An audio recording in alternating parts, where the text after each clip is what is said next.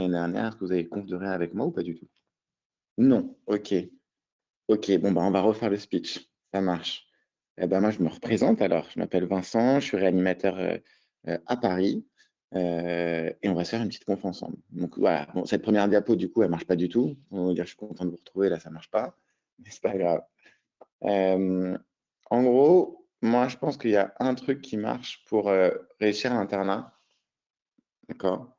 Et je le pense sincèrement, je pense que c'est le renforcement personnel, le renforcement positif plutôt. Je pense sincèrement qu'en médecine, on est toujours dévalorisé. C'est vrai, vous arrivez en P1, certes, la famille, elle est contente, la maman, elle est hyper contente et tout, ok. Mais vous arrivez en P2, vous êtes traché, vous savez même pas pourquoi. Vous arrivez en D1, D2, vous servez strictement à rien. Et en D3, D4, bah, vous êtes toujours dans l'attente de tout connaître. On attend de vous d'être des surhommes et c'est impossible. Donc on est toujours dans cette dévalorisation constante et c'est insupportable. Puis après, tu arrives interne, on donne des responsabilités, mais tu sais pas vraiment quoi en faire. Enfin, c'est toujours ça. Alors que je sais pas, vous avez tous vos potes qui sont en école de commerce, en droit, les mecs qui ont des remises de diplôme de folie. On n'a rien de tout ça et c'est dégueulasse. Donc j'insiste sur le fait que ce renforcement positif, il est hyper important. D'accord? Donc on va commencer par là pour vous dire que vous êtes la crème de la crème. D'accord? Bravo à vous. OK. Il va falloir commencer par ça, c'est hyper important. Donc je suppose que vous voulez tous faire Réa à Paris, Réa à Nantes. J'accepte. OK, très bien. Et bien, il faut se dire que vous allez l'avoir, hein, ça va le faire. En attendant, je dis This is Sparta parce qu'il faut tout donner pour pas avoir de regrets, ok? C'est juste ça. Parce que dans tous les cas, mais dans tous les cas, vous allez kiffer. C'est-à-dire que dans pas longtemps, ça va être la folie, hein? Même si vous n'avez pas ce que vous voulez, ça va être trop cool. Et ça, c'est hyper important à avoir en tête parce que ça vous donne quand même la motivation de continuer, quoi. Hein, il n'y a pas un seul de mes potes qui est malheureux parce qu'il n'a pas eu l'aspect qu'il voulait. Bien sûr, tout le monde veut faire réa, c'est logique, c'est logique. Mais vous pouvez pas tous être réa, c'est pas grave. Vous allez de toute façon kiffer. OK? Bon, c'est long, je suis d'accord, c'est un peu long. Vous êtes en D4. Bon, c'est un peu long, mais il faut tenir. OK? Il reste pas longtemps. Alors, comment tenir? Ça aussi, c'est une bonne question, parce que c'est long, 2 ans de taf acharné. Moi, je dis, il faut penser aux vacances. D'accord? Je pense que ça marche hyper bien. Vous pensez aux vacances et c'est une sorte de point de fuite qui est hyper important pour arriver à tenir cette putain d'année. C'est-à-dire que vous allez avoir genre 4 ou 5 mois de vacances. C'est sûr, hein, c'est genre 4 ou 5 mois. C'est-à-dire que si je vois un seul FFI dans mon hôpital, je le démonte, hein. Ça n'a aucun sens. Vraiment. Votre but, c'est de prendre des vacances. OK? Donc, vous allez prendre des vacances de folie. Et ce qui est incroyable, c'est que même en tant qu'interne, vous allez prendre des dispos. Et donc, vous allez prendre des dispos de 6 mois. Donc, vous allez avoir des années de vacances devant vous, au soleil, à faire autre chose de la médecine que de la médecine. Et ça va être la folie. Donc, dans tous les cas, ça va être incroyable. Donc, tenez bon. OK? Moi, j'avais un grand conseil aussi que justement, un de mes conférenciers m'avait donné quand j'étais à votre place. Il m'avait dit de faire une to-do list. Et j'avais trouvé ça trop cool. C'était une to-do list de ce qu'on allait faire post-internat. Et je trouve ça incroyable. C'est-à-dire que vous prenez un petit cahier, vous marquez to-do list post-internat. Et vous allez noter toutes les idées de trucs que vous allez faire post-internat. Ça peut être vos idées de vacances, voir des potes que vous n'avez pas vus, je sais pas ce que vous voulez. Mais moi, j'avais des trucs de merde, hein, mais c'était trop cool. Ça donnait vraiment ce point de fuite qui était important, tu vois. Moi, j'avais écrit, genre, apprendre à couper du poulet, tu vois. Et du coup, bah, j'ai appris à couper du poulet et maintenant, je coupe du poulet trop bien. C'est important. Donc voilà, faites des trucs comme ça va vous aider. Bref, on va se faire un petit topo. On va se faire plein de petits topos aujourd'hui. En plus, vous ne m'avez pas eu l'année dernière, donc j'ai beaucoup trop de trucs à vous apprendre. Donc, premier truc, on n'arrivera jamais à corriger tous les cas cliniques. Je peux vous en mettre 2 ou 20, finalement, c'est pareil, parce qu'on en corrige genre 2,5, c'est normal. Ok, le but, ça va être de faire plein de topos et de trucs qui ne sont pas clairs pour vous. D'accord? Et de répondre un peu aux questions qui sont importantes pour les ECN, mais répondre à des questions de cours, c'est quand même moins intéressant. Donc, on va se faire plein de petits messages. Et puis, du coup, je vais refaire un topo infectieux au tout départ parce que souvent, vous n'êtes pas au point sur ça. Et c'est important. Donc, on va se refaire ça. Et du coup, je vais passer du temps dessus parce que vous n'avez pas eu l'année dernière et du coup, on n'a pas eu tous ces petits topos. Deal. Il faudra essayer d'être réactif sur le chat, comme ça on a une sorte de réactivité. Et je sais que je parle à quelqu'un, c'est important. Parce que moi, j'aime bien le live, mais là, du coup, c'est un peu plus compliqué. Et posez les questions, n'hésitez pas. Moi, je m'arrête et on se fait des petits topos. Donc, message principal, renforcement positif. OK? Vous êtes les plus forts, vous êtes les plus beaux. C'est la meilleure diapo du truc, c'est celle-là. C'est le message principal. Allez, on commence. On va se parler de trucs un petit peu plus généraux d'abord. Oui, j'ai un délire avec Samuel L. Jackson, mais du coup, je vous expliquerai plus tard. Alors, avec quoi on remplit un état de choc en général? Je commence toujours par ça, parce que j'aime bien les mots dynamiques, et que souvent, c'est pas très clair pour vous, parce que vous confondez souvent ce que c'est qu'un remplissage. Enfin, vous n'avez pas trop la définition d'un remplissage vasculaire. Un remplissage vasculaire, ce qu'on veut, c'est donc remplir notre patient qui est probablement hypovolémique, et surtout, le but, ça va être d'augmenter son débit cardiaque. Okay. C'est-à-dire qu'en gros, on ne remplit pas un patient si on n'augmente pas son débit cardiaque. Ça, c'est notre premier point clé de la conférence, mais clairement qui n'est pas clair pour tout le monde, hein, enfin, qui n'est pas inné pour tout le monde. Donc, on ne remplit pas un patient si on n'augmente pas son débit cardiaque. Sinon, on n'est que délétère. Vous allez faire de l'OAP, de la congestion rénale, de la congestion hépatique. Enfin, en gros, ça va aller dans tous les organes, ça va faire de la merde, mais ça n'aura aucun intérêt. Okay. Donc, on remplit un patient, c'est effet hémodynamique, donc forcément, c'est rapidement. Donc, c'est en IVD, en 5 minutes, en 10 minutes, en 1 heure si vous voulez, mais c'est différent de la base que vous allez passer sur 24 heures. Alors, avec quoi on remplit? Qu'est-ce que vous connaissez comme soluté de remplissage? Ça a l'air simple comme ça. Ça me permet de vous faire. Ouais, ferme salle isotonique, ok. Ouais, Ringère, Phi, ok, très bien. En gros, vas-y, c'est les deux solutés. Marc et Marine, G5, merci de votre participation pour vous dire que non, on ne remplit jamais avec du G5. Pourquoi? Parce que tu n'auras pas d'effet hémodynamique. Ok? Pourquoi? Parce que le G5, c'est du sucre et de l'eau. Et donc, le sucre va rentrer dans la cellule. C'est comme si tu avais mis que de l'eau libre. Donc, ça va fuir complètement. Tu as besoin de sel pour avoir un effet de remplissage vasculaire. Ok? Tu peux hydrater avec du G5, mais en aucun cas, tu ne rempliras avec du G5 parce que tu n'auras pas d'effet hémodynamique. Ok? Top, trop cool. Donc, sinon, le sérum Phi, le Ringère, la vérité, c'est que je prends le premier qui passe et je m'en bats les couilles de savoir lequel je passe la plupart du temps. Mais à l'internat et dans quelques situations particulières, on va vous demander de choisir. Alors, c'est quoi la grosse différence entre les deux? On va dire la différence qui importe le plus. Ou les différences, si vous voulez. Je ne vous demande pas de connaître tous les gens par cœur. Hein. Mais dans quel cas on va pouvoir faire un diff? Alors, du potassium dans le Ringère, c'est pas faux. C'est vrai, Philippe, tu as raison. Il y a un peu de potassium dans le Ringère. En vrai, je m'en fous. Mis à part si j'ai une hyperkaliémie, genre de folie, ok, je vais peut-être pas mettre du Ringère. Mais si je remplis beaucoup, finalement, en fait, Ringère ou sérum Phi, la kaliémie va être un peu identique. Je t'expliquerai après pourquoi. La concentration de Na, le Ringère n'est pas isotonique. Ouais. Amaury, il est quoi alors du coup? Ah ah, il est un peu hypotonique. Alors, il n'est pas hypotonique de folie, hein. Vraiment pas. Hein. Mais un peu. En tout cas, un peu moins que le sérum Phi, c'est sûr. Et que ce que vous avez dans le sang. Exactement. Du coup, c'est quoi la conséquence? Quand est-ce qu'on ne va pas l'utiliser?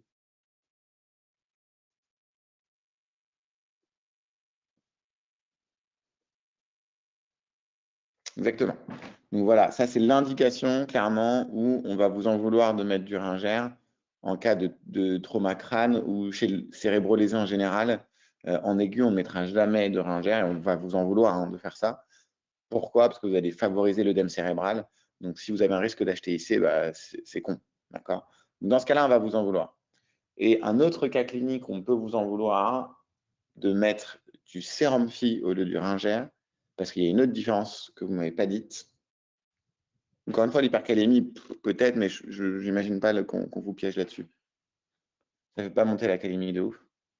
Non, je ne pense pas que ce soit ça un piège.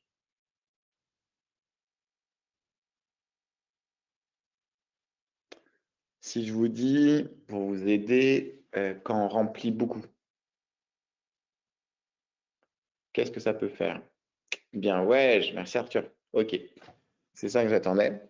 C'est l'acidose métabolique hyperchlorénique. D'accord?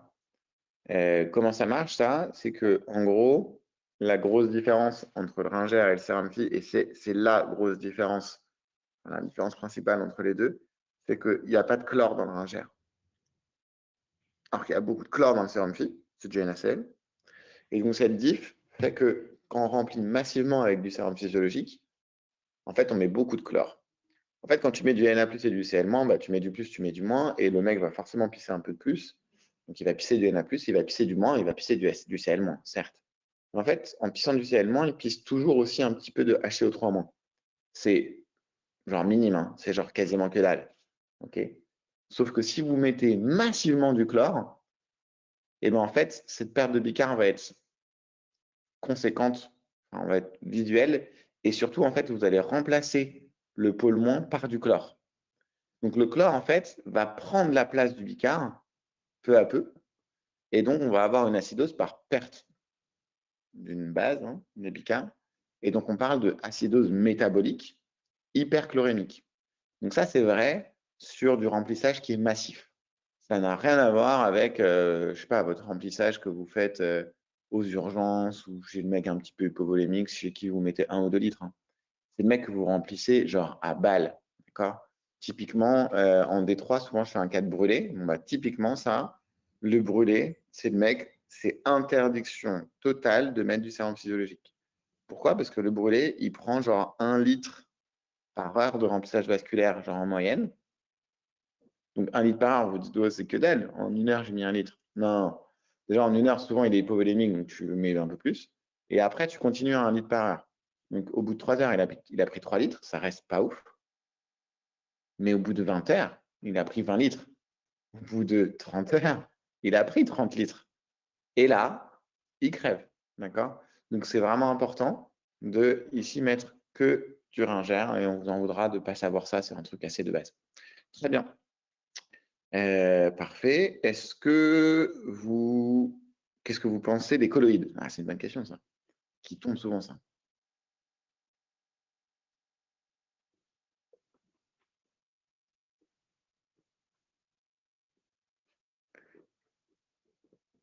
Les colloïdes pour la tamponnade, j'avais jamais entendu parler de cette particularité.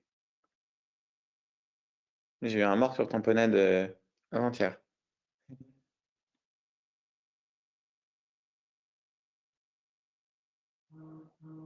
Pour HTIC compliqué. Ah, alors toi, tu me parles de l'hypertonique. Genre soit du mannitol, soit du sérum salé hypertonique en général. Moi, je te parle genre du Voluven, des colloïdes HEA. Quel est l'intérêt des colloïdes déjà? Pourquoi on dit les colloïdes c'est cool des fois? Des fois. Hein. Exactement. Merci Arthur. En gros, les colloïdes, on va avoir un effet hémodynamique plus important. Ce sont des macromolécules, d'accord? Pardon. Et ça va garder un effet hémodynamique un peu plus longtemps et tu vas avoir un effet un peu plus important que les cristalloïdes. D'accord? Ça va rester plus longtemps dans les vaisseaux et clairement, tu gagnes un petit peu en hémodynamique par rapport aux cristalloïdes. Donc, ça peut être cool et tu te dis, bah, dans ce cas, pourquoi je n'utilise pas tout le temps? Parce qu'il y a des effets secondaires. Et il y a 2 grandes contre-indications qui tombent toujours à l'intérieur, c'est toujours les mêmes questions. Ces questions-là, elles sont tout le temps pareilles. Donc, on vous demande de savoir quelles sont les 2 contre-indications des colloïdes, c'est quoi?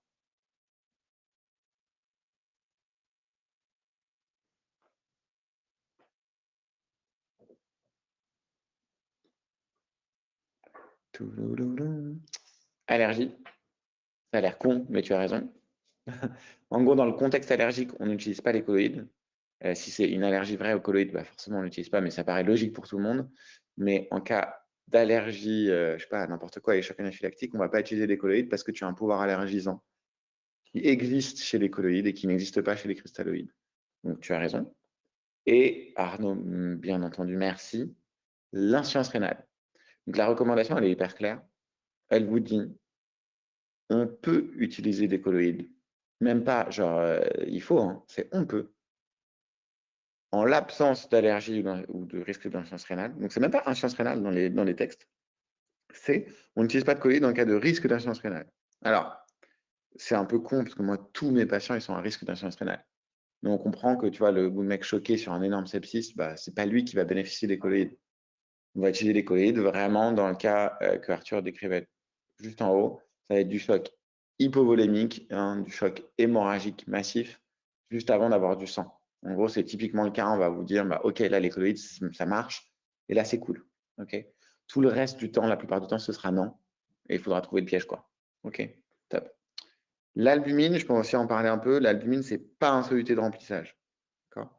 C'est pas un soluté de remplissage. Avant, on l'utilisait comme soluté de remplissage, et nos études nous ont dit c'est une mauvaise idée.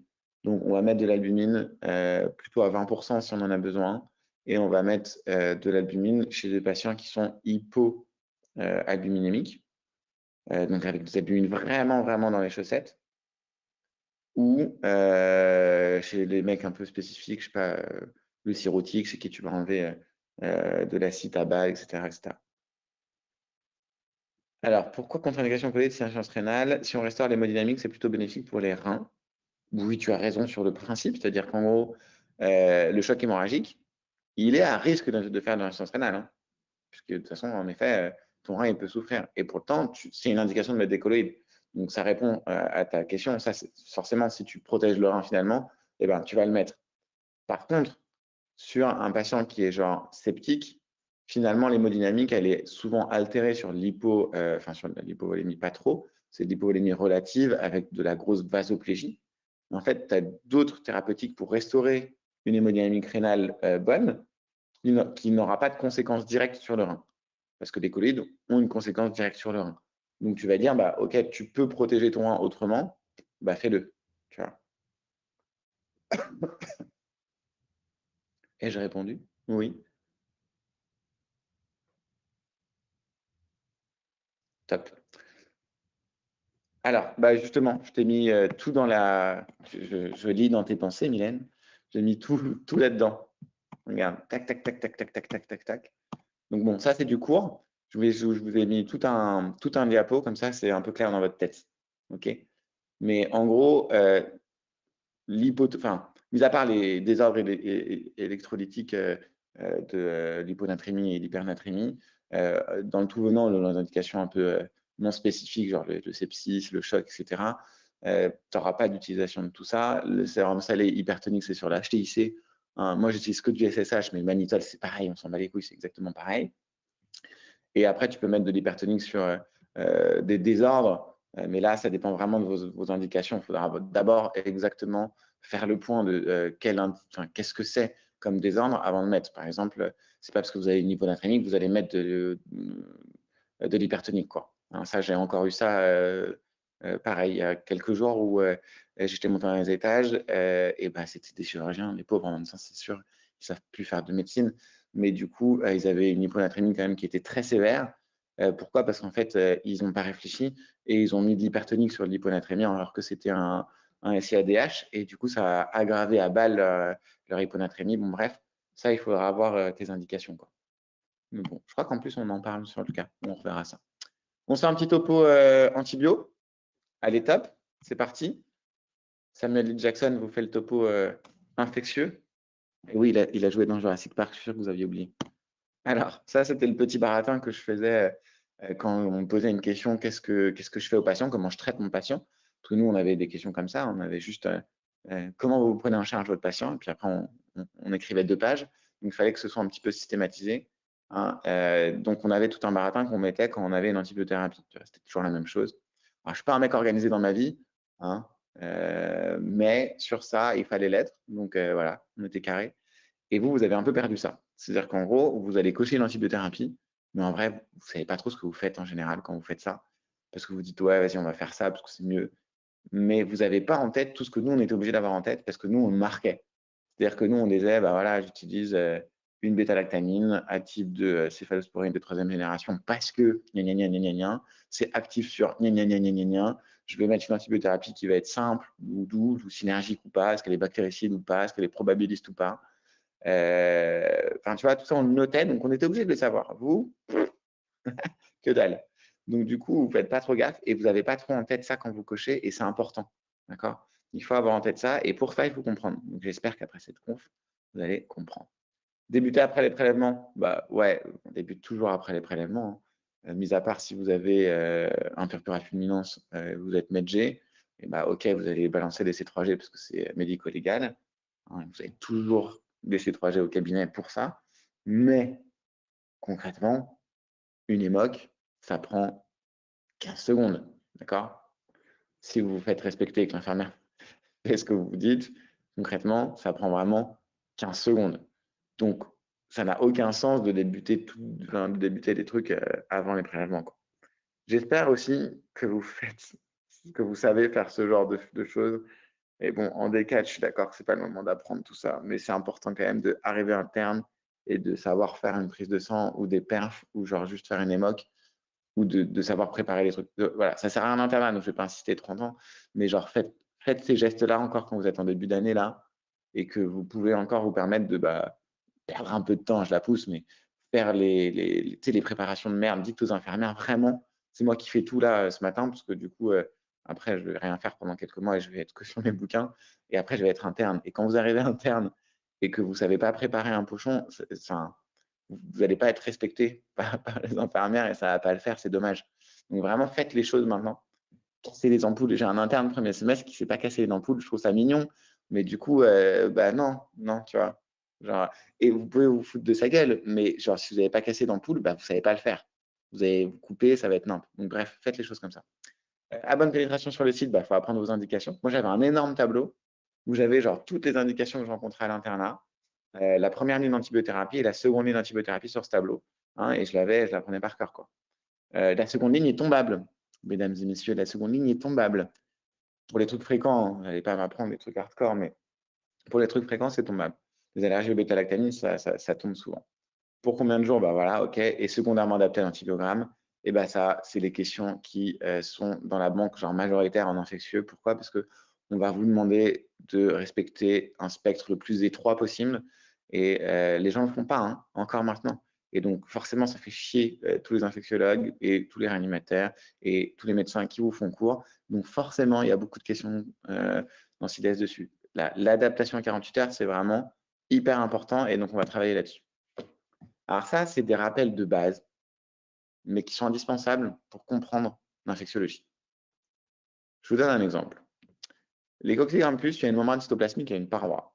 Alors que les BG-, tu as la même chose, une membrane cytoplasmique et une paroi, mais en plus de ça, tu as une membrane externe. Alors cette membrane externe, elle est hyper importante. Pourquoi? Parce qu'elle explique plein de choses sur les mécanismes de résistance aux antibiotiques. Par exemple, je vous donne un exemple hyper parlant. Cette membrane externe, elle est lipophile. Okay, elle ne laisse pas passer l'eau. Elle laisse passer les molécules hydrophiles. Or, tous nos antibiotiques, ça ne passe pas cette membrane, parce que c'est hydrophile. D'accord. Et donc, pour rentrer dans les BG-, ça passe par ce qu'on appelle les porines. Vous avez forcément entendu parler des porines. Hein, vous avez fait une P1 comme tout le monde. Donc, les porines, c'est des petits complexes protéiques qui vont laisser passer l'eau dans ces membranes lipophiles. Et donc, par définition, ce sont des petits complexes protéiques. Et ça ne laisse pas passer les grosses molécules. Or, il y a des antibiotiques qui sont des grosses molécules. L'exemple typique qu'on donne, ce sont les glycopeptides. Ce sont des énormes molécules. La vanco, okay, la vanco, énorme molécule. Du coup, la vanco, ça ne rentre pas dans les porines. Ça ne passe pas cette membrane externe. Ça ne marchera jamais sur du BG-. Okay. Une fois que vous avez compris le mécanisme, vous n'allez plus l'oublier. C'est impossible d'apprendre tout par cœur. Vous n'allez pas apprendre cet antibiotique-là, il marche sur ça. Non, c'est mort. En fait, vous apprenez un truc, et puis après, vous comprenez, et puis après, vous vérifiez si vous voulez dans la vraie vie ça ou ça. Mais du coup, vous avez compris le type de médicament qu'il faut mettre dans quoi quand vous avez compris les mécanismes et de résistance et de comment ça marche. Donc là, je vous ai donné un exemple typique où maintenant, à partir de ce jour, on est quoi? Le 30? Le samedi 30 octobre 2021, vous avez appris que la banco, ça ne marche jamais sur du BG-. Et maintenant, vous n'allez jamais pu en mettre. D'accord? Simple, trop cool. OK. Donc voilà, exemple typique, mais important à voir. Alors, les grands types d'action des antibiotiques. Ça, c'est indispensable. Sur quoi on peut taper pour niquer une bactérie? Hein? Moi, je poste. Hein? Et ça, cette question, elle y est. Hein? je vous garantis. En gros, alors je ne suis pas horrible, je ne vais pas vous demander sur quelle sous-unité ribosomale joue tel ou tel aminoside, ça n'a pas trop de sens, mais c'est important de savoir sur quoi on peut taper pour niquer une bactérie, parce que c'est quand même la base de, de nos armes.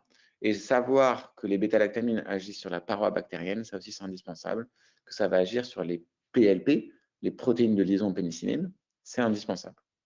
Ok, on se fait les mécanismes de résistance. Allez, je vous fais participer.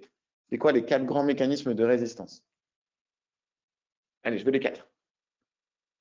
Efflux, bien wesh. Donc, la bactérie qui rejette l'antibio. Imperméabilité. Ok, par exemple, la porine qui mute.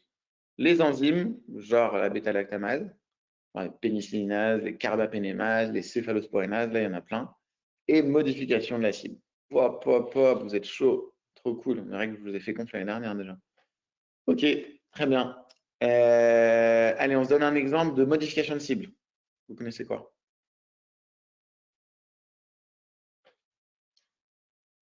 Ouais, le pneumocoque. Très bien. Un autre?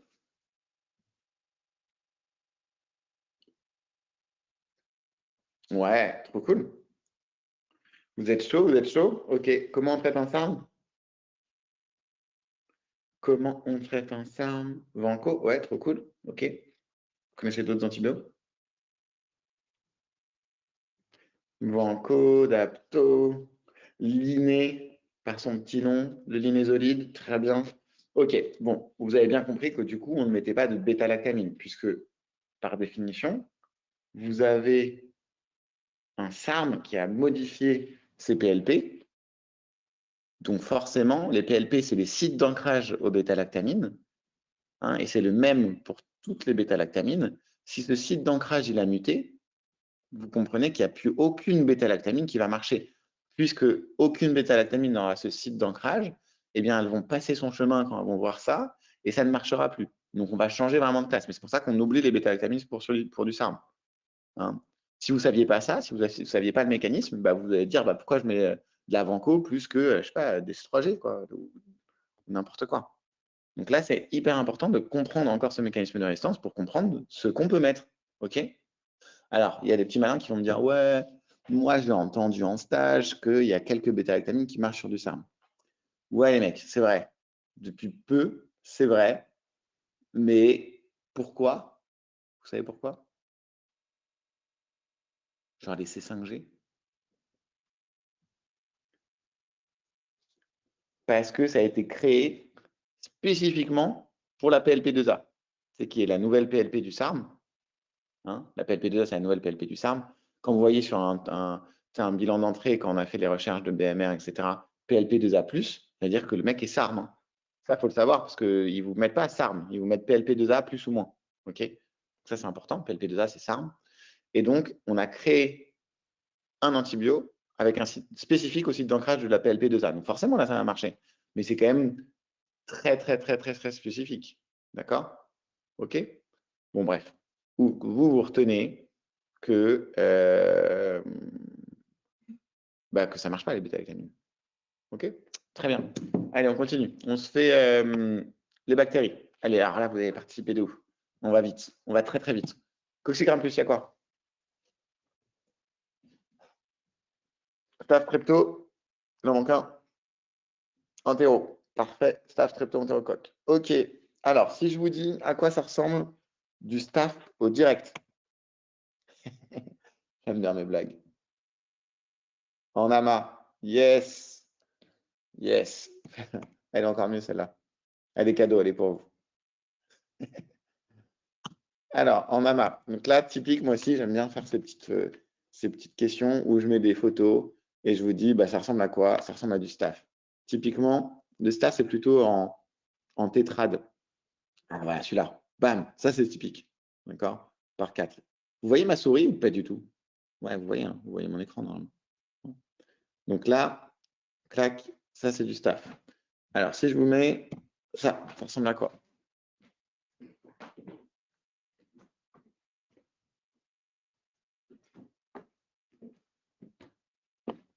Ouais, c'est du strepto. C'est en chaînette. C'est simple, facile.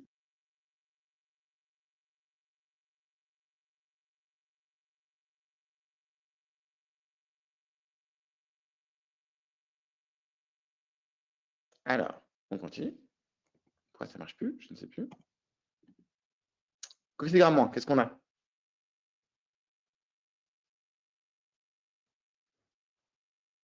Méningo, Gono, très bien, fabuleux. BG+.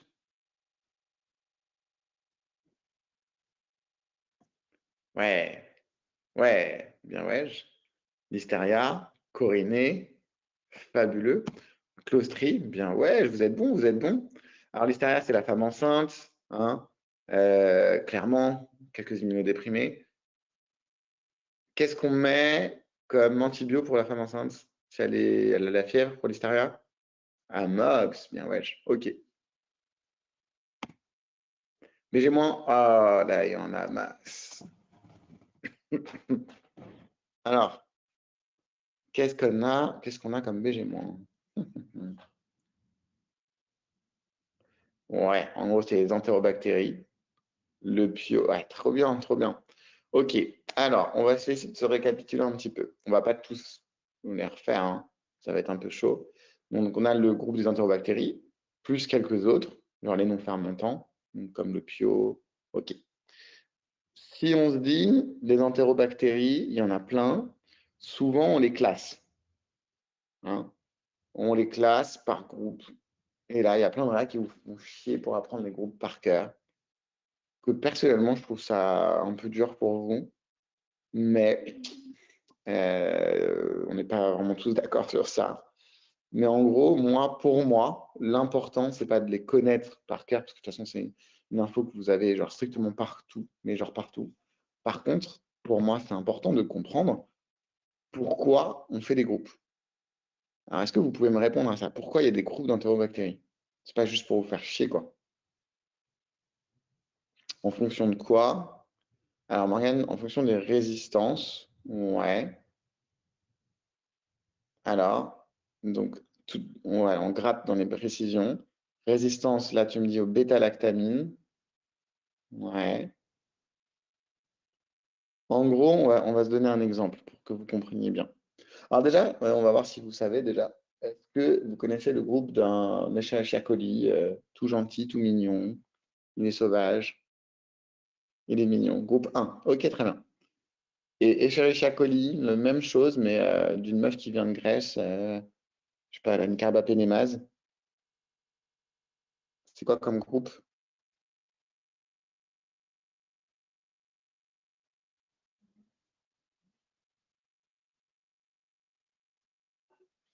Alors, Marine, tu me dis 3 et 1. Philippe, pareil. 3. Avis divergent. Mathilde. Mathilde. Mathilde, réponds-moi. Oui, un aussi. Pourquoi? Parce que c'est elle qui m'a dit, c'est par rapport à leur mécanisme de résistance à l'état sauvage. Ok. Et c'est ça la vraie définition. C'est qu'en gros, on s'en fout des résistances acquises, d'accord? Nous, on va regarder les résistances naturelles pour classer des groupes d'enterobactéries. C'est ça qui est important. Alors, vous allez me dire, OK, mais en fait, j'en ai rien à foutre du coup, parce que une bactérie, elle peut être du coup sensible ou résistante, et du même groupe, du coup, ça me sert à quoi? Et bien, en fait, si, ça sert. Donc, je vous donne un exemple un peu concret. Bah voilà, j'ai un patient, on va dire, qui est en réa, et il a une pneumopathie grave, mais communautaire, et j'ai décidé de lui mettre des céphalosporines de troisième génération. OK. Ok, très bien. Vous n'allez pas m'en vouloir. Ok. Bon, on est d'accord que je vais faire des prélèvements. Donc, juste avant de mettre des antibiotiques, je fais les prélèvements. Quelles sont les réponses que j'attends par rapport à mon prélèvement? Et quand est-ce que ça va arriver? Quelle est la première réponse que ma femme va me donner, puisqu'elle est bio et qu'elle fait des gardes? Alors, elle travaille en génétique, elle me regarde trop mal, donc, dès que je parle d'elle en conf. Donc, qu'est-ce qu'elle va me répondre? Donc, je vais la harceler. Je vais lui dire, qu'est-ce que tu me dis tout de suite? Je lui envoie le prélèvement, je l'appelle, je lui dis allez vite, examen direct, ok. En combien de temps? Sachant que c'est ma femme et qu'elle m'écoute, donc elle va vite. En combien de temps on a l'examen direct? Maureen, en combien de temps tu me donnes l'examen direct? D'un prélèvement bactériaux, n'importe lequel. Mais bien sûr, c'est urgent, je suis réa, c'est n'importe quoi. Bah, vous, là, j'attends votre réponse. Là, en combien de temps on a un examen direct? Il me dit 5 minutes.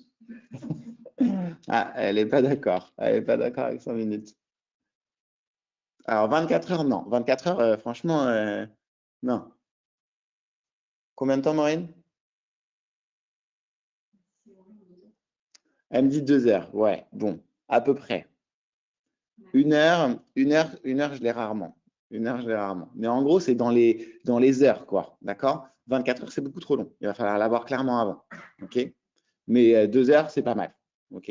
Mais ça, il va falloir le checker. C'est-à-dire qu'en gros, vous allez envoyer votre prélèvement et vous allez attendre votre examen direct. La plupart du temps, on est en réa et on tape large. Donc, en fait, on ne va pas changer notre antibiothérapie sur un examen direct. Des fois, j'attends le résultat de mon examen direct pour balancer les antibiotiques, parce que je suis dans une réa un peu spécifique. Donc, la plupart du temps, on va envoyer une antibiothérapie probabiliste et rarement on va changer sur le direct parce que de toute façon, on tape et du Coxiram plus et du BG- et du BG plus. Donc, c'est pas là, je pense, qu'on va vous faire chier. Mais on est d'accord, on attend notre direct. OK. Quelle est la deuxième information que on va avoir, que Maureen va nous donner après l'envoi de notre prélèvement, après le direct? Et au bout de combien de temps? Ah, je vois que c'est pas très clair, hein, ça, pour vous. Pourtant, vous êtes en D4, vous avez récupéré les trucs bactériaux.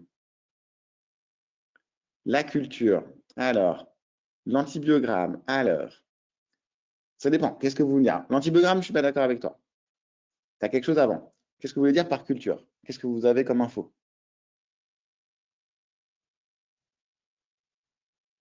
Vous avez l'identification. Merci. Très bien. Et ça, c'est au bout de combien de temps?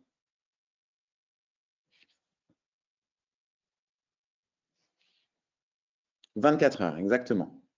Donc voilà, tu as vraiment 3 points clés.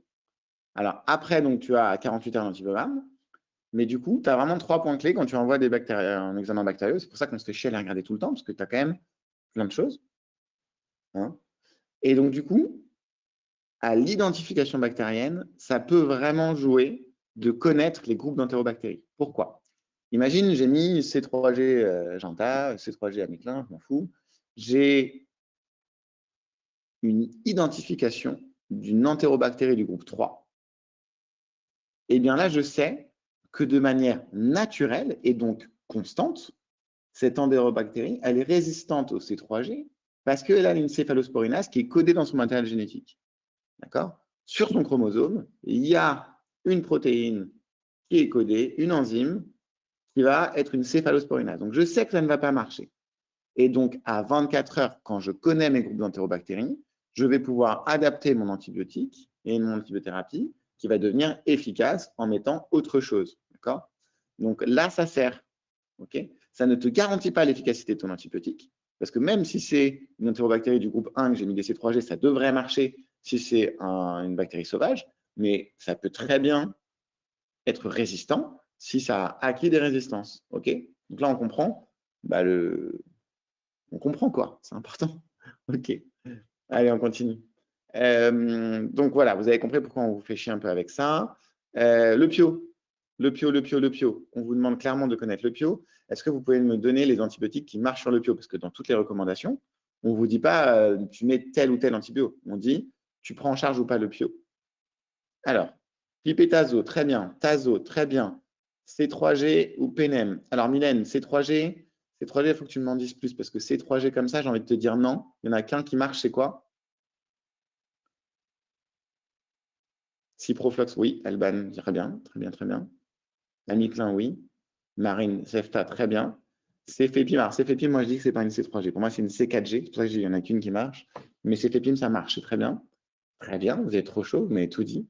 OK. Est-ce que la Genta, ça peut marcher sur du Pio?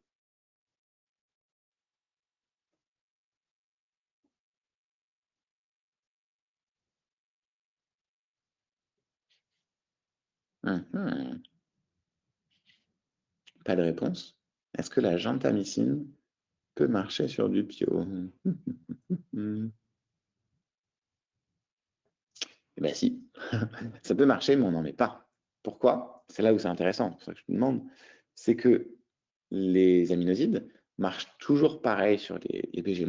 C'est qu'en fait, les mécanismes de résistance se font toujours d'abord sur l'agenta, puis la tobra, puis la miclin.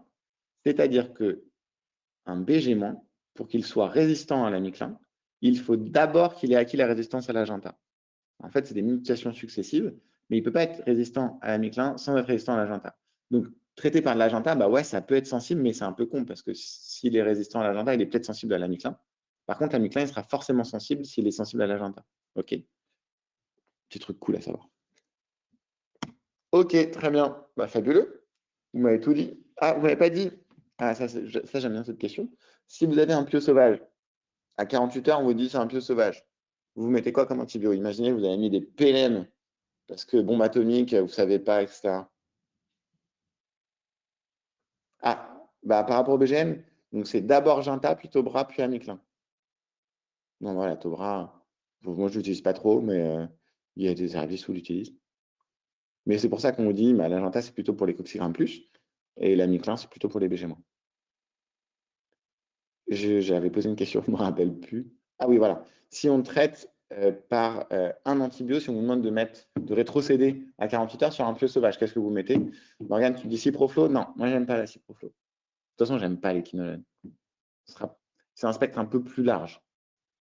Marine, tu me dis Cefta, très bien. Philippe, tu me dis Cefepime, non. Cefepime, c'est beaucoup plus large que Cefta, clairement.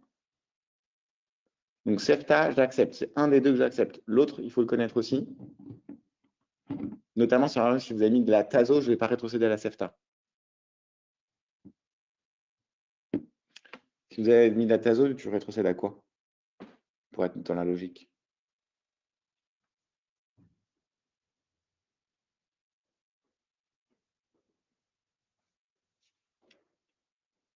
Quand vous ne savez pas, vous pouvez me dire bonne question, bonne question. Merci. Merci Lisa. Piperaciline. Parce que la pipe seule peut marcher sur du pio. On va rarement mettre de la piperaciline seule en probabiliste, parce qu'il y a plein de résistances. Mais si vous avez un pio sauvage, la pipée, ça marche très bien. Et pour le coup, c'est un spectre qui est plutôt étroit, comme la Cefta, par rapport à tout ce qui marche sur du pio. Okay, donc ça, il faut retenir. C'est des questions qui sont aussi clairement tombables. Pipée, Cefta, c'est les deux antibiotiques qu'on va utiliser parce que c'est un spectre étroit. Toujours dans cette volonté d'avoir un spectre le plus étroit. Okay. Très bien. Très bien, très bien, très bien. Et bien sûr, si je mets de la tazo, vu que c'est piperacine plus tazobactam, tu as déjà mis de la pipée. Donc, en fait, tu vas rester à la pipée plutôt que changer. OK. Alors, les anaérobies, ça fait des bulles, c'est marrant. Je n'ai pas grand-chose à vous dire dessus. Je peux vous dire quand même que dans les anaérobies, c'est difficile à mettre en culture. Donc, des fois, les prélèvements, ils reviennent négatifs alors que tu as des vraies infections en aérobie. Et des fois, il faut refaire ces prélèvements pour pouvoir mettre en évidence ces infections. Ça, c'est un truc assez classique. Les intracelles, chlamydia, mycoplasme, legionella, bartonella. Ça marche comment? Macrolide, cycline, furoquinolone. OK. Les résistances naturelles à connaître, mais ça, je pense que vous commencez à connaître. Les strolés, ça ne marche pas sur les entérocoques. Alors, vous pouvez voir quelques indications. Il y a des strolés sur les entérocoques, mais c'est parce qu'il y a d'autres antibiotiques et tu as des effets synergiques. Mais en tout cas, les strolés, ça ne marche pas sur les entérocoques. Le SARM, on en a déjà parlé. OK. Les colis, c'est bon. On fait les classes d'antibiotiques pour que ce soit clair dans votre tête, mais je vais passer rapidement parce que vous commencez à connaître. Puis quand même, il va falloir qu'on fasse des cas cliniques. C'est important. Alors, les bêta-lactamines. Donc, pénigé, extensiline, syphilis, OK. Pénivoracine, le mec qui a plus de rate, ou le drépano, ça vous connaissez aussi. Pénia amox, c'est un peu votre antistreptocoque. Est-ce que la mox, ça marche sur le staph sauvage? Un staph gentil, quoi. Un staph sauvage, est-ce que la mox, est-ce que ça marche? Philippe pense que oui. Sarah pense que non. Les autres? Oh, oui, non, oui, non, oui, non, oui, non. Oui. Ah, ça y est, on est passé plus du côté oui. Rarement. Ah, Marjorie, ça veut dire qu'il y a un truc que tu n'as pas compris. C'est soit oui, soit non. Est-ce que tu es d'accord avec moi? C'est un staff sauvage. Il a acquis aucune résistance. Donc, il n'y a pas de rarement. C'est soit oui, soit non. Est-ce que tu es d'accord avec moi?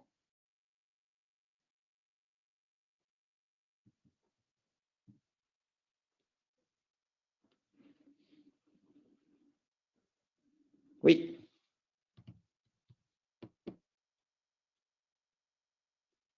Parce que tu peux avoir un staff méthicilline sensible avec une pénicillinase. Ce n'est pas pour autant qu'il est sauvage. Le sauvage, il n'a pas de pénicillinase. Du coup, je réponds un peu à votre question. Mais oui, la MOX, ça marche sur du staff sauvage. Tu me dis, ah, Lisa aussi, c'est pareil, il y a un truc que tu n'as pas compris. C'est que si je vous dis sauvage, c'est qu'il n'a pas de pénicillinase. Et donc, la MOX marchera. Quand tu me dis rarement, c'est qu'en fait, tu me dis il y a rarement du staff sauvage. Tu es d'accord? Pourquoi? Parce que 95% des staffs, ils ont au moins une pénicillinase. OK? Et donc, forcément, si tu mets la MOX en probabilise sur du staff, tu ne dois pas être très bon en pari, quoi. Hein? Désinstalle le PMU parce que genre c'est chaud. Mais oui, c'est vraiment ça. C'est que tu as 95% de chances de te tromper. Mais s'il est sauvage, il sera sensible à la MOX. Et dans ce cas, il faudra mettre de la MOX. Ce sera le spectre le plus étroit. Et tu auras des CN très très basses parce que de toute façon, on ne met jamais la MOX. Et ça marchera très bien. D'accord? Donc, le SAMS, de base, la plupart du temps, il va avoir une pénicillinase et il sera résistant à la MOX. Mais le staff sauvage sans pénicillinase, sensible à la MOX. OK? Si tu rajoutes de l'acide clavulanique à la MOX, tu te retrouves avec de l'augmentin. Donc forcément, là, ton SAMS, il va être sensible, mais tu vas prendre en charge beaucoup plus de choses, parce que tu vas avoir plein d'anaérobies et plein d'entérobactéries en plus avec de l'augmentin. D'accord? Du coup, c'est quoi l'anti-staph un peu de référence? Qu'est-ce que vous mettez sur du staph qui est une pénicillinase?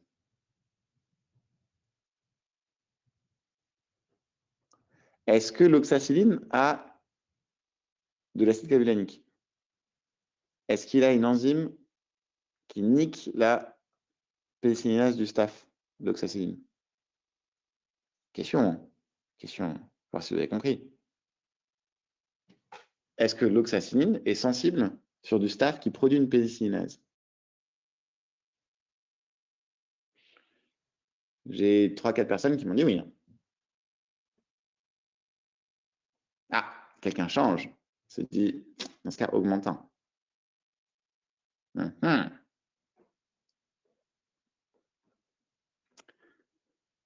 En gros, l'oxacilline, c'est important de savoir, n'a pas d'acide clavulanique. Il n'a pas cet inhibiteur de bêta-lactamase. Sauf que l'oxacilline n'est pas sensible à la pénicillinase du staph. On l'a créé pour ça, ce qui fait qu'il va être efficace sur du staph qui produit une pénicillinase. C'est un peu chiant, hein, mais c'est comme ça. Et donc, c'est pour ça que c'est un peu notre anti-staph de référence, même si le staph produit une pénicillinase. Et vu qu'il n'a pas d'acide clavulanique, bah, c'est trop cool. Parce que du coup, on va avoir un spectre beaucoup plus étroit que de l'augmentin. Du coup, on va le préférer à l'augmentin, puisqu'on est toujours dans cette règle. On veut un spectre le plus étroit possible. OK? Très bien. Donc, on continue. Pénième, on a dit oxacloxa, pour vous c'est pareil, et c'est un peu notre anti-staph, c'est parce qu'on a dit. On est d'accord que tout ça, là, encore toute cette diapo, on reste dans les bêta-lactamines. On est d'accord? On est d'accord. On va dans les uréidopénicillines, donc toujours des bêta-lactamines. Donc c'est la piperacilline ou la tazocilline. Donc pipé plus tazobactam égale tazocilline. Là, on va aller beaucoup plus dans les spectres des BG-, d'accord? Et on élargit à fond notre spectre. Donc là, on va commencer à être rentré dans des antibiotiques qu'on utilise en réa et rarement ailleurs, d'accord? Les pénèmes, donc pour vous, les pénèmes, c'est la bombe atomique, hein, carbapénème, imipénème, ertapénème. Attention, l'erta, ça ne marche pas sur le pio, mais bon, c'est peut-être un peu dur pour vous.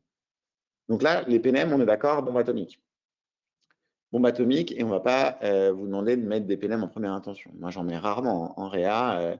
Je mets des pénèmes déjà rarement, et quand je mets des pénèmes, c'est pour des indications précises. Et en première intention, je cherche là comme ça, mais je ne vois pas trop de trucs Si, je dis toujours aussi peut-être l'infection de coulée de nécrose grave, parce que ça pénètre bien dans le pancréas. Donc, j'aime bien mettre du Tienan, mais et encore, ça se discute de mettre des céphalosporines et un aminoside. Mais voilà, très très peu d'indications à mettre des PNM en première intention sans petits trucs supplémentaires. Donc, qu'est-ce qu'on va vous donner pour vous autoriser à mettre des PNM dans un dossier d'internat? On va vous dire.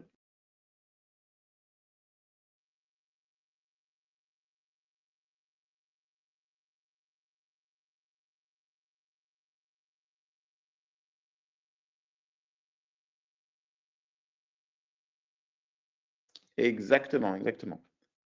Très bien. On va vous donner des BLSE. Donc, un mec qui est là, qui est choqué, qui a soit une BLSE sur le prélèvement d'entrée, soit un facteur de risque de BLSE, on va clairement vous autoriser à mettre des PNM, c'est ce qu'il faudra faire. Attention, avant, PNM, enfin, BLSE était égal à PNM.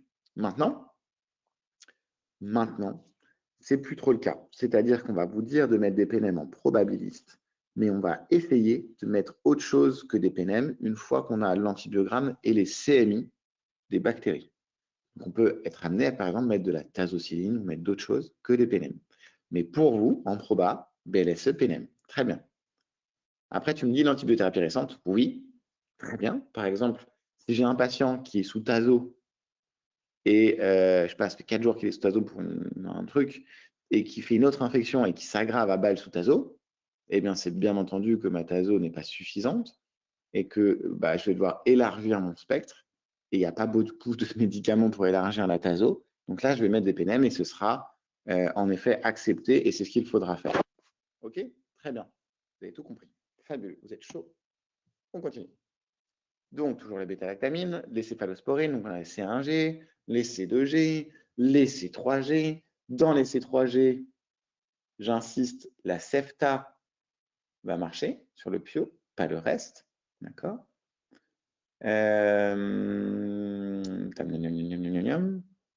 Ok, je continue. Ah, si, peut-être un truc cool. Les C1G, ça marche bien sur les coccygram plus, et plus on monte dans les céphalosporines jusqu'à la 3e génération, et moins ça marche sur les coccygram plus, et plus ça marche sur les BG-. D'accord? Donc, vous allez plutôt mettre des C3G sur du BG- et plutôt mettre des C1G sur du coccygram plus. Mais du coccygram plus, si vous mettez des C3G, ça ne va pas trop marcher. D'accord? Très bien. Aminoside. Temps concentration dépendante, tiens, aminoside.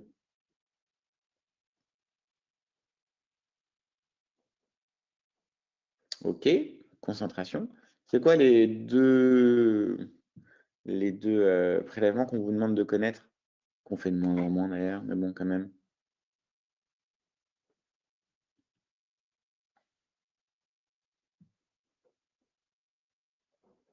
Ouais, très bien.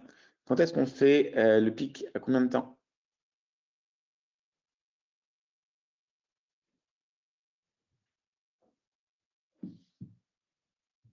Ah non, pas entre deux doses. Non, pas à 2 heures. 30 minutes. Oui, 30 minutes à la fin de la perfusion. Exactement. C'est un truc con, mais qu'on vous demande de connaître parce qu'il y a des gens qui font des erreurs sur ça et du coup, on a des temps qui n'ont plus trop de sens. D'accord? Donc, c'est 30 minutes après la fin de la perfusion, on lance le pic. Ok, la vallée. Quand est-ce qu'on le fait?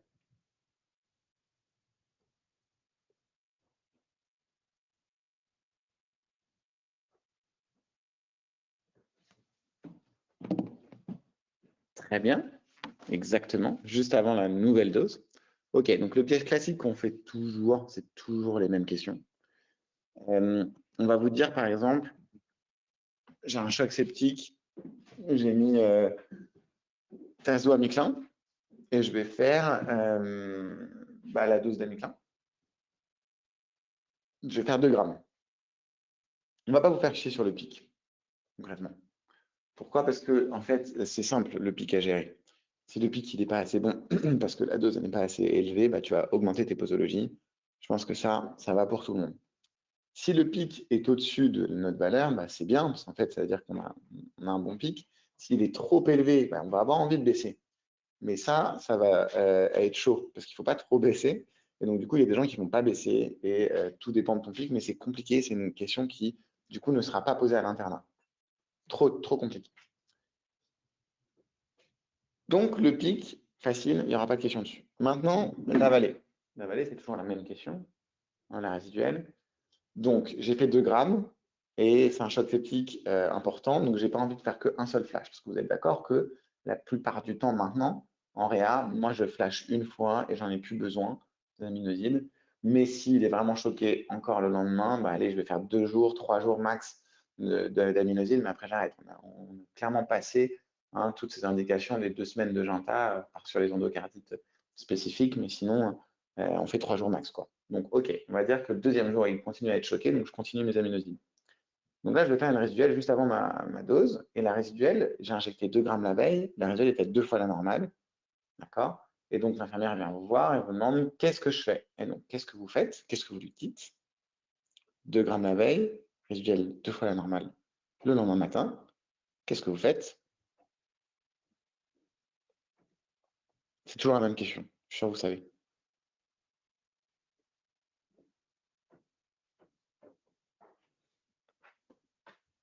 Je vois une hésitation. On espace. Les autres, vous en pensez quoi? Ah, en fait, je fais bien quand même de revenir, parce que du coup, c'est pas clair pour tout le monde, ça. Les autres, 2 grammes, personne? Ok. Exactement. Bon, le mot-clé, c'est bien on espace les doses. J'attendais une mauvaise réponse quand même pour rebondir dessus, mais non, personne ne me l'a donné. C'est qu'en gros, surtout, on ne diminue pas les doses. D'accord? On va vous inciter à balle à diminuer, je sais pas, de 50% par exemple. Non, on ne diminue pas les doses. En fait, une fois que le pic est bon, ça veut dire que notre pic, il est bon. Donc, il faudra de toute façon utiliser la même dose. D'accord? Notre but, c'est de dépasser une certaine concentration, puisque c'est une concentration dépendance, et que si on est en dessous, en fait, on va être juste délétère et inefficace. Donc, ce qu'on veut, c'est mettre le même pic.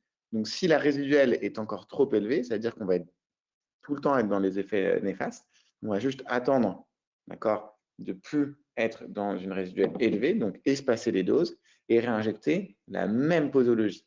Donc concrètement, dans la vraie vie, qu'est-ce qu'on fait? On attend 24 heures, on redose une résiduelle et si là elle est bonne, on réinjecte. Ok? Très bien. Donc, j'ai un tas amyclin, je vous ai déjà expliqué plein de choses. Macrolide, donc azithro, claritro, érythromycine, c'est pour les intracelles. Ah tiens, la Clinda. Clinda, très bon antibiotique, la Clinda. Quand est-ce qu'on va l'utiliser? Quelle est la spécificité de la Clinda?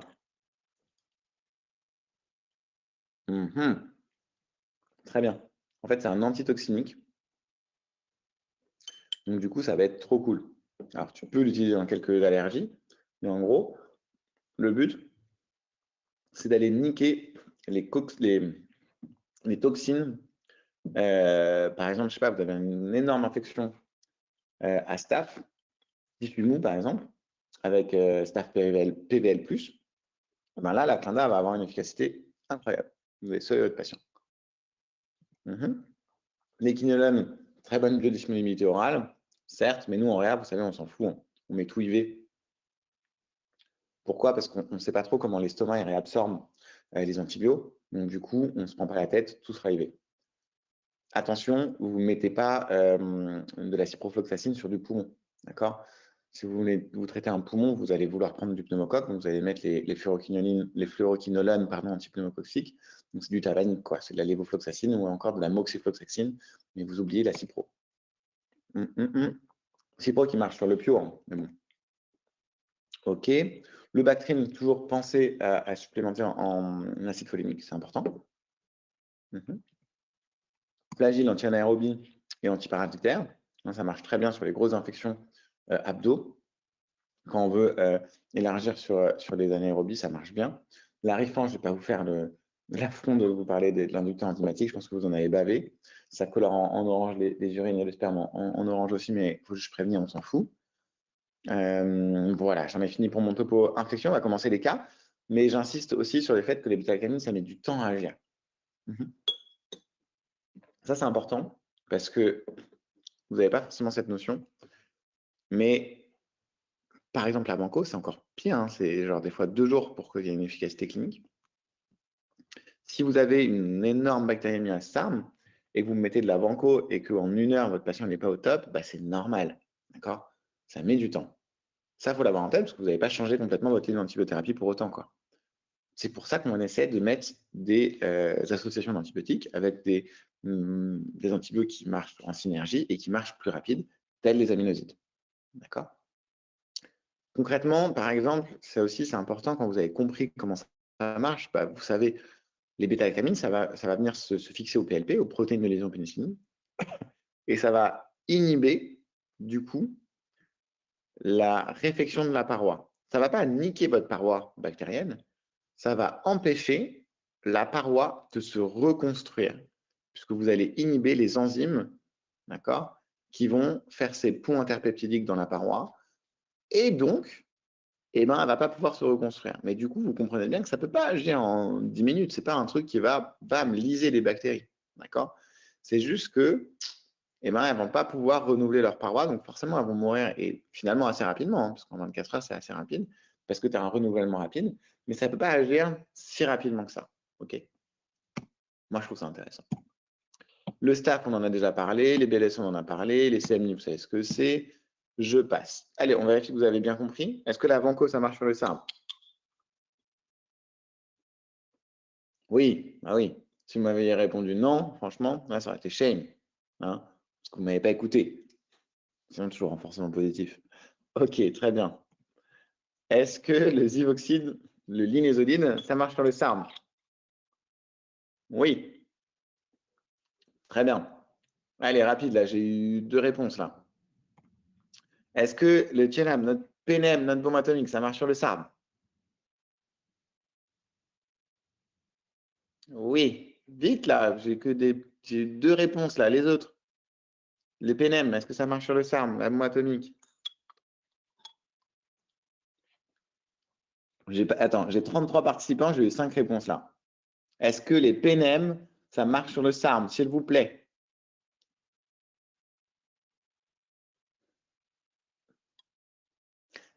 Oui, oui, oui. Eh ben non, it's a trap. Putain, je vous ai tous eu, je suis vraiment, vraiment trop content de moi. J'ai attendu que tout le monde réponde et bleu. Mais non, pourquoi? Pourtant, j'ai insisté, hein, vous n'avez pas d'excuses. Hein. Pourquoi les PNM, ça marche pas sur le SARM? Je suis beaucoup trop fier de moi, en fait. Mais merci, Philippe. Qu'est-ce que j'ai dit? Et pourtant, j'ai insisté. Hein. J'ai dit attention, les PNM, on reste dans les bêta-lactamines. On a dit quoi sur le SARM? On modifie les PLP. Donc, ça ne vient pas se fixer. Vous pouvez prendre un antibiotique aussi large de spectre possible, tel que les PNM.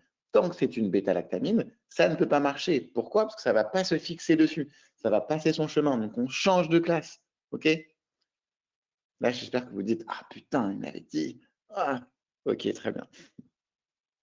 Fabuleux. Allez, on va commencer les cas cliniques.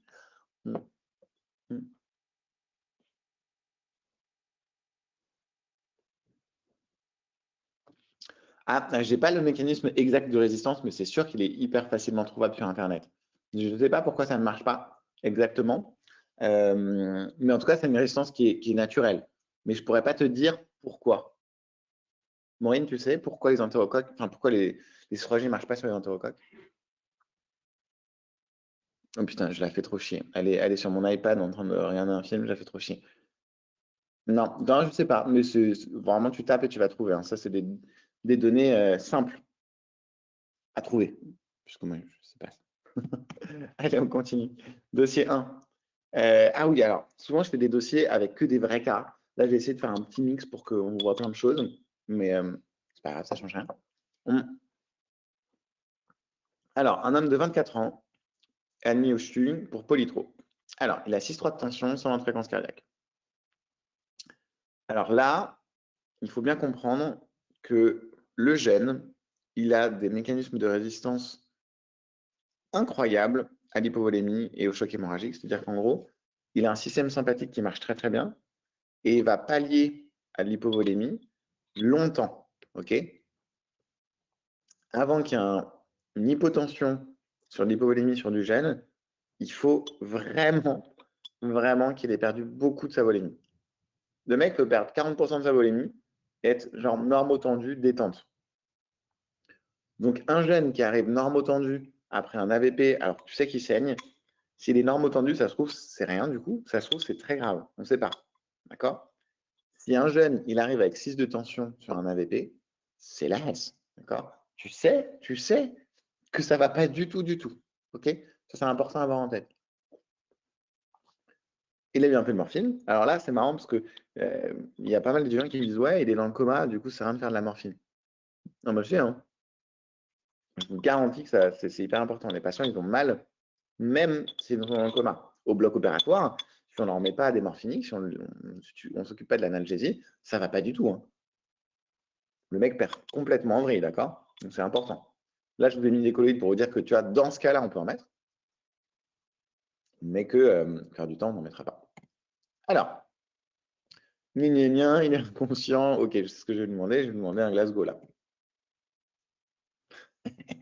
J'oublie mes putains de blagues. Alors, je l'ai fait l'année dernière. Du coup, je me rappelle déjà plus. Mais j'avais fait qui veut gagner de l'argent en masse. J'espère que vous connaissez tous ça, hein. Je vais me le remater directement après la conf. Putain, je m'étais fait chier. Quel est le score de Glasgow? Exactement. C'est votre dernière bafouille? Alors, quel est le score de Glasgow?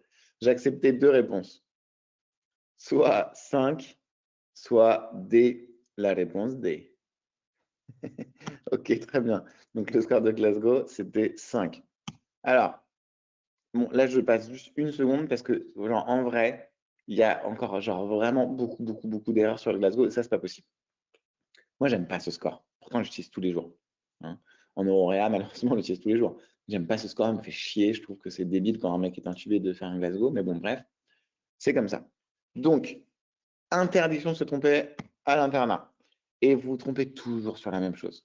Vous vous trompez toujours sur la réponse motrice. Bon, l'ouverture des yeux, 4, 3, 2, 1, ça va. Mais la réponse motrice, il y a toujours les mêmes erreurs.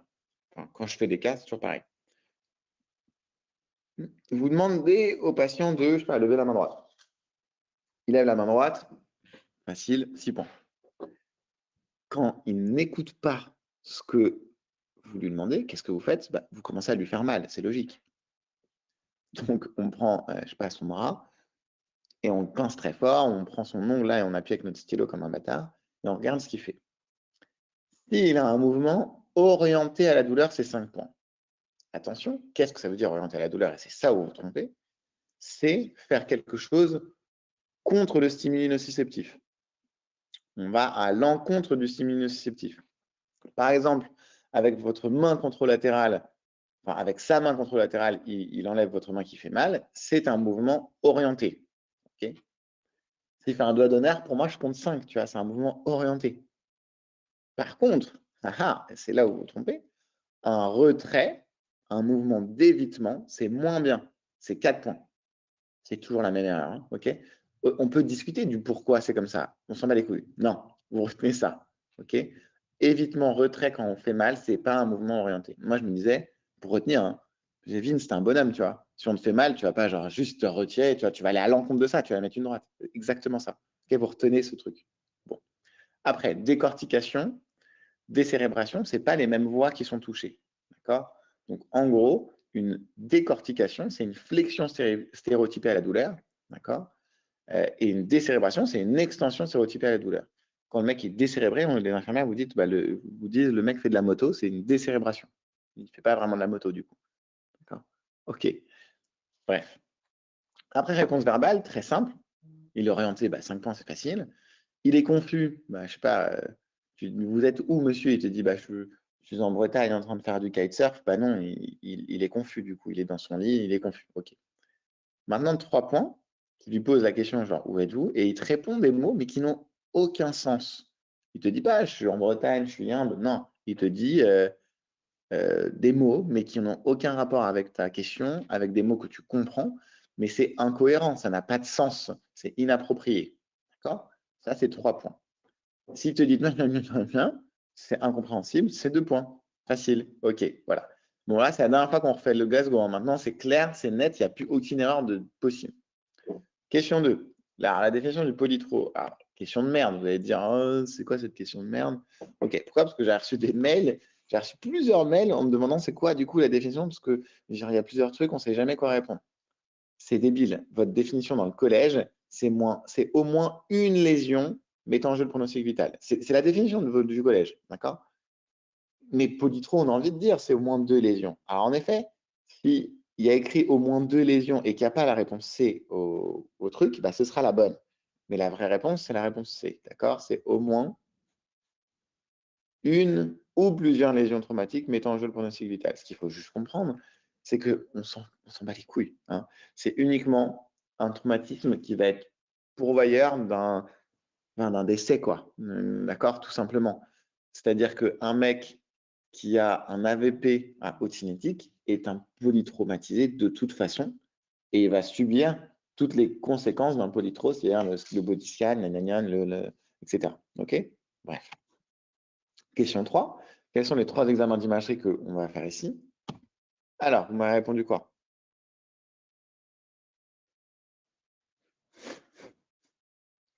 ABE, très bien. Fabuleux.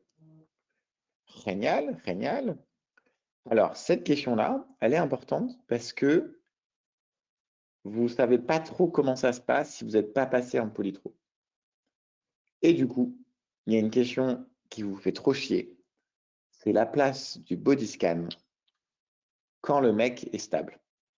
Alors ça vous fait chier.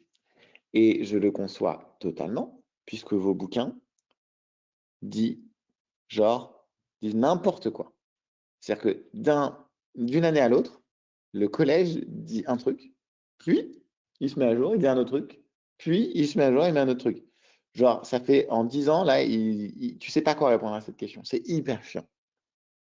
Dans la vraie vie, par contre, on réagit toujours pareil. Donc, je vous explique comment ça se passe et comment, à votre place, moi, je répondrai à cette question. Dans la vraie vie, les polytros, c'est jamais serein. C'est toujours un truc. Ça peut être très grave et ça peut partir en couille très rapidement. Et c'est des patients qui sont jeunes, qui n'ont pas d'antécédents. C'est des patients que tu n'as pas le droit de perdre.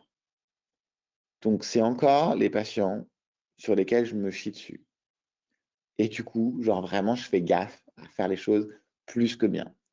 Donc, quand j'ai un appel du SAMU sur un polytro, c'est branle-bas de combat. C'est-à-dire que j'appelle les infirmières, je leur dis, OK, qui est responsable du polytro qui va arriver? Tu te tiens prêt, tu n'as rien à faire quand le mec il arrive, tu l'attends, tu es prête. J'appelle mon interne, même topo, tu vas être prêt quand il arrive. J'appelle le radiologue, j'en ai rien à foutre s'il est 3 heures du mat, il sera réveillé, mais il va être prêt pour m'interpréter mon putain de body scan au besoin et je ne vais pas l'attendre 1 heure. Le manip radio, pareil, il est prêt et quand le polytro arrive, je veux qu'il soit là. Tout ça pour dire que ça va aller hyper vite et que la prise en charge va être hyper standardisée. Quand le polytro arrive avec le SAMU, bien entendu, j'ai eu quelques infos par le régulateur du SAMU, mais en gros, quand le mec arrive, il va commencer à faire ses transmissions. Quand il va arriver dans le service, j'ai déjà mon brancard de prêt, le manip radio qui est là, et j'ai déjà la cassette radio de thorax, radio de bassin qui est posée sur son brancard. Du coup, je vais prendre le patient et on va le mettre sur mon brancard à moi.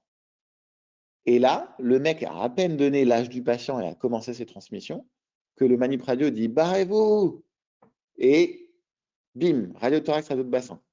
Ça, je l'ai du coup en 6 secondes. D'accord? Une fois que le patient est là, en 6 secondes, radio de thorax, radio de bassin. Bon, il ne l'a pas imprimé, mais enfin, il l'a prise. OK?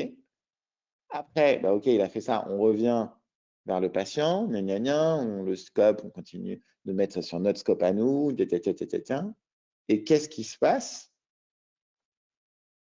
Je prends mon échographe.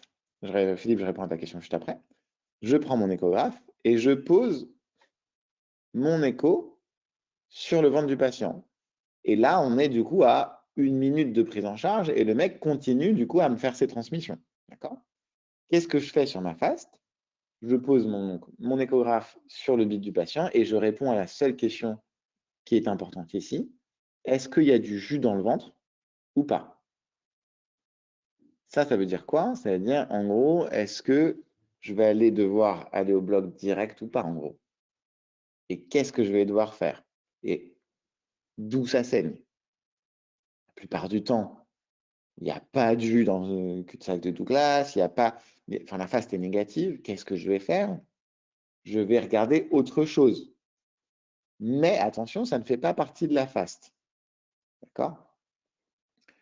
C'est-à-dire quand le réanimateur du réveil va regarder les poumons, ça ne fait pas partie de la faste. Mais c'est débile de ne pas regarder les poumons. Tu as un putain d'échographe devant toi et tu remontes ta sonde et tu peux répondre à la question, il y a un pneumo? Oui, non. Il y a un hémothorax? Oui, non. Donc, bien entendu, je vais le faire. D'accord? Pareil pour le cœur. Bien entendu, je vais regarder le cœur. Attention, ça ne fait pas partie de la faste.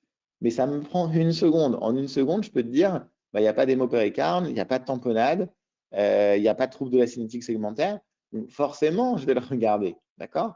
Mais ça ne fait pas partie de votre faste. Ce n'est pas un truc obligatoire. Pareil, qu'est-ce que je vais regarder d'autre? Si vous en avez déjà vu. À l'écho, qu'est-ce que je vais regarder d'autre?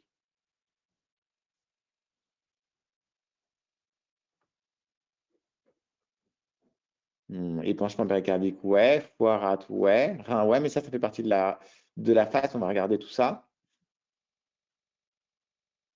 Un truc qui ne fait pas partie de la faste. Poumon, je viens de le dire, on va aller regarder, mais autre chose.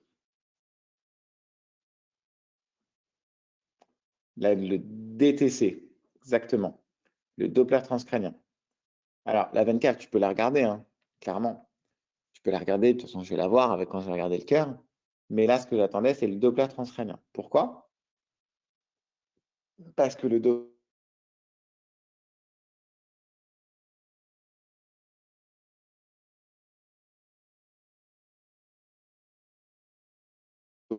transcrânien, en une seconde, pareil, je peux dire si ça circule bien ou pas. Je me dis, on va avoir de la neuroprotection à faire, plus ou moins mettre du SSH et couvrir son HTIC en se disant, bah, probablement qu'il y a un petit problème neuro et qu'il y a un petit hématome cérébral, même s'il n'y a pas une anisocorie avec un patient qui est plein phare, ou tu vois. Donc bref, le Doppler transcrânien, je ne sais pas si vous en avez déjà vu, mais en gros, on pose la même sonde que les coqueurs, la petite sonde, sur la tempe du patient, et de là, on voit très très très très bien l'artère sylvienne moyenne, et sur ça, on va faire un Doppler et regarder la vitesse de passage des globules rouges là-dedans, et notre Doppler va calculer ce qu'on appelle l'index de pulsatilité, IP, hein, et s'il est au-dessus de 1,2, ça veut dire que ça ne circule pas bien. Il y a plusieurs raisons d'avoir un IP élevé, mais ça veut dire qu'il y a un problème. D'accord? Et donc, en une seconde, déjà, tu peux dire, ah, il y a un problème ou il n'y a pas de problème, ou alors il y a peut-être un problème mais qui ne se voit pas encore à l'IP. D'accord? Donc, ça, c'est important. Donc, on récapitule. Quand il arrive, ce que vous allez comprendre, c'est que le mec, qui soit stable ou instable, et donc là, Philippe, je réponds à ta question, qui soit stable ou instable, ça me prend 15 secondes d'avoir ces trois examens. Et donc, tout le monde aura ses examens. En fait, la vérité, c'est que je ne sais même pas s'il est stable ou instable, qu'en fait, il a déjà ses trois examens. Imagine, Philippe, imagine, il est instable. Alors, ça veut dire quoi être instable? Ouais, déjà, ça veut dire quoi être instable pour vous, en fait? C'est une grande question, ça. Comment tu peux aller au bloc direct? C'est pas possible. L'instabilité hémodynamique, hein, c'est ça dont on parle, c'est que le mec va se dégrader, va continuer de se dégrader. D'accord? Il va baisser sa tension, il va baisser son débit cardiaque. Ton but ici, ça va être de savoir quoi faire. Tu ne peux pas aller au bloc sans faste. D'accord? Il faut que tu te dises, bah, ça saigne de là, ça saigne de là. Tu ne peux pas savoir. Imagine, c'est le poumon. Tu ne fais pas une thoracotomie, plus une laparo, plus un bassin. Tu n'ouvres pas le patient de A à Z en disant le mec est instable, donc je vais au bloc directement. Il va falloir bien orienter ta prise en charge. Et ben, mon rôle en tant que réanimateur, c'est ça également. C'est de savoir prioriser les choses. Et donc, ça va être mon taf de me dire, ça saigne d'ici ou ça saigne de là. Donc, j'appelle le chir ortho ou j'appelle chir viscéral ou le vasculaire parce que c'est une aorte qui saigne. D'accord? Donc, même s'il est instable, il passera bien entendu par ses examens et notamment par la faste. OK? La question un peu plus chiante, c'est s'il est stable. Pourquoi? Parce que dans votre bouquin, il y a marqué qu'on peut faire le body scan en première intention. Donc, ça me fait chier parce que dans la vraie vie, encore une fois, s'il est stable, bien entendu qu'il pourrait aller au scanner corps entier directement et venir après au réveil. C'est une possibilité. Mais dans la vraie vie, ce n'est jamais le cas. D'accord? Pourquoi? Parce que, encore une fois, ça me prend 15 secondes d'avoir ces examens, qu'ils sont indispensables, et que s'il est stable, bah, j'irai faire le scan, mais il n'y a pas un point néfaste de faire ces examens-là, et je m'amende de beaucoup de situations qui peuvent être vraiment hardcore. Parce que le SAMU peut me dire qu'il est stable, mais déjà, d'une, je n'ai pas confiance dans le médecin du SAMU parce que je ne le connais pas. J'aimerais bien me faire mon idée à moi, ok? Et qu'il peut partir en couille, genre à 30 secondes de mise sur la table du scan. Pourquoi? Parce qu'au SAMU, on n'a pas les mêmes informations qu'on a en salle de réveil, d'accord? On n'a pas les mêmes échographes, s'ils ont des échographes, on n'a pas les mêmes trucs, et donc forcément, on peut voir des problèmes en amont, d'accord? Donc pour moi, c'est une hérésie de penser que de prendre en charge un patient au scanner, d'accord? On va se mettre dans la merde, on n'aura pas d'infirmière pour nous aider, on va être tout seul, on a un pauvre chariot d'urgence avec de l'adré, on n'a même pas de noradré, on n'aura pas de cathé, on n'aura pas de quoi remplir, on n'aura pas de sang. Enfin, on va se mettre vraiment dans un risque qui est complètement débile. Donc, jamais, jamais pour moi, je vais au scan corps entier, même si le mec est stable et que le SAMU nous dit qu'il est stable, ben, je ne le prends pas en charge au scan. Je le prends chez moi, je le mets YAMB, je mets mes cathés si j'ai besoin, je mets une autre voie veineuse si j'ai besoin, je le remplis un peu. Quand il est bien, ben, je vais au scanner corps entier et voilà. OK? Maintenant, vu que dans votre bouquin, il y a marqué scanner corps entier possible si le mec est stable, eh bien, OK, je pourrais répondre body scan directement si et seulement si, dans l'énoncé, ils insistent lourdement sur la stabilité certaine du patient. Et dans ce cas, ils te disent, peut-on faire le scan dans ce cas-là? OK, bah, tu seras obligé de répondre oui. Maintenant, si on demande les examens principaux qu'il faut faire en arrivant, comme ça, de tout venant, bien entendu, ce sera ABE. OK? Bon, j'espère que j'ai bien insisté, que vous avez compris. Philippe, j'ai répondu à ta question. C'est bon? Tu as bien compris?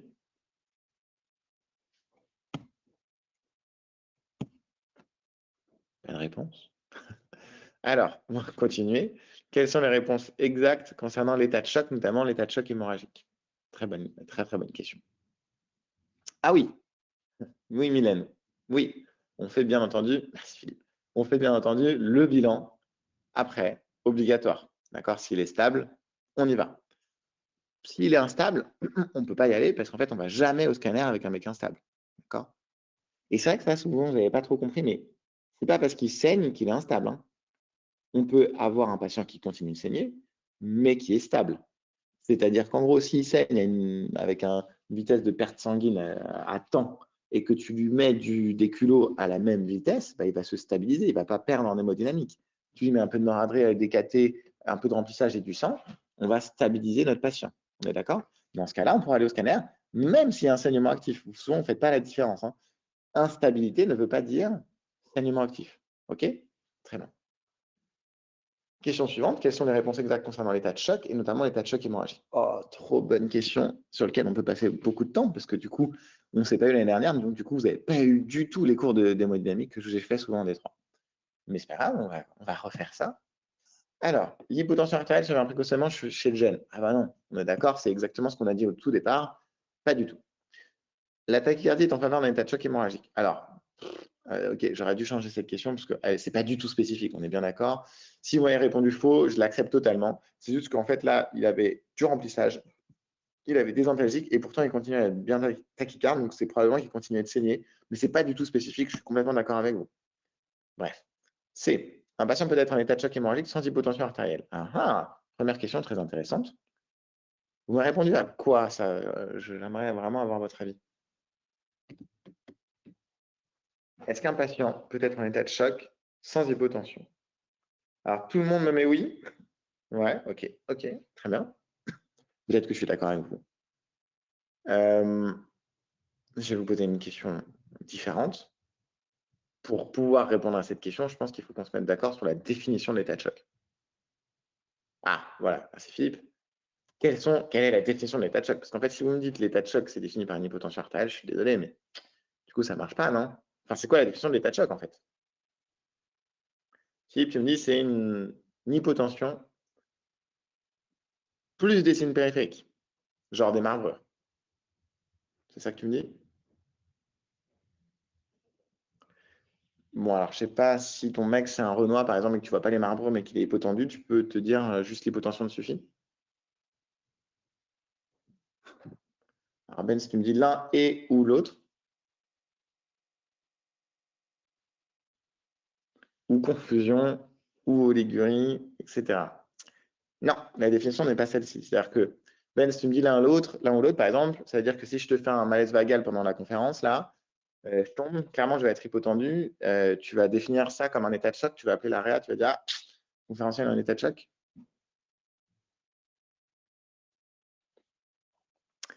Ah, très intéressant. Marine qui me dit, hypotension qui résiste à un remplissage. Alors. Touloulouloum, touloulouloum. Quelle est cette définition, les autres? Touloulouloum. Mais merci d'avoir répondu ça, parce que j'aime bien. Ça me permet de rebondir. Alors, Lisa, choc septique. Choc. Alors, choc volémique. Je ne sais pas ce que tu veux dire par là, mais non. Les autres, vous pensez aussi, c'est ça? C'est quoi, c'est choc septique? Comme Lisa? Eh, vous êtes 33 les mecs là, il va falloir participer. Hein. Alors, Morgane me dit sepsis sévère, vasoplégie. Ah, il y a plein de trucs. Oh là là, il y a beaucoup trop de trucs à dire. On va pouvoir faire plein de fiches de pâte. Ça va être trop cool. Alors, je réponds. Eh ben non, c'est pas la définition du choc septique. C'est l'ex-définition du choc septique. Alors, bien entendu, du coup, vous avez le choc septique en tête, mais on est d'accord que depuis quelques années, la définition du choc septique a changé. C'était celle-ci avant. D'accord? Avant, genre 2016, un sepsis 3. Les recommandations, je crois qu'elles datent genre de 2016. D'accord? Donc, attention, parce que ça, c'est plus que tombable. Hein. Moi, j'ai travaillé en réanimation médicale à Cochin, à Paris, où ils ont écrit sepsis 3, et je peux vous dire qu'ils postent à la banque, hein, c'est des PU, ils postent à la banque, et il y a plein de questions sur ça, parce qu'ils ont posté, donc ils aiment ce genre de questions. Et donc, quelle est la définition, s'il vous plaît, on va revenir dessus, du choc septique. On va faire le choc septique, puis après, on va parler d'état de choc. C'est quoi la définition du choc septique? Allez, ceux qui ont vu la reco, là, qui date d'il y a 6 ans maintenant, 7 ans. Oh, putain, je me sens vieux, c'est un truc de ouf. Non, putain. Non, c'était il n'y a pas autant de temps, c'était en 2016. Mais quand même, hyper vieux. Alors, Amaury qui me dit sepsis naissant des amines. Alors, déjà, on va définir le sepsis. C'est quoi le sepsis? Il adorait ces questions sur PU. Quelle est la définition du sepsis d'abord? Alors, Oriane, quick sofa supérieur ou égal à 2. Alors, moi, je suis un réa, hein, je suis pas. Donc, s'il te plaît, tu vas me parler de sofa. Parce que le quick sofa, on a rien à foutre du quick sofa. Moi, j'ai un gaz du sang. Hein. Donc, sofa supérieur ou égal à 2. Et là, c'était toujours les mêmes questions.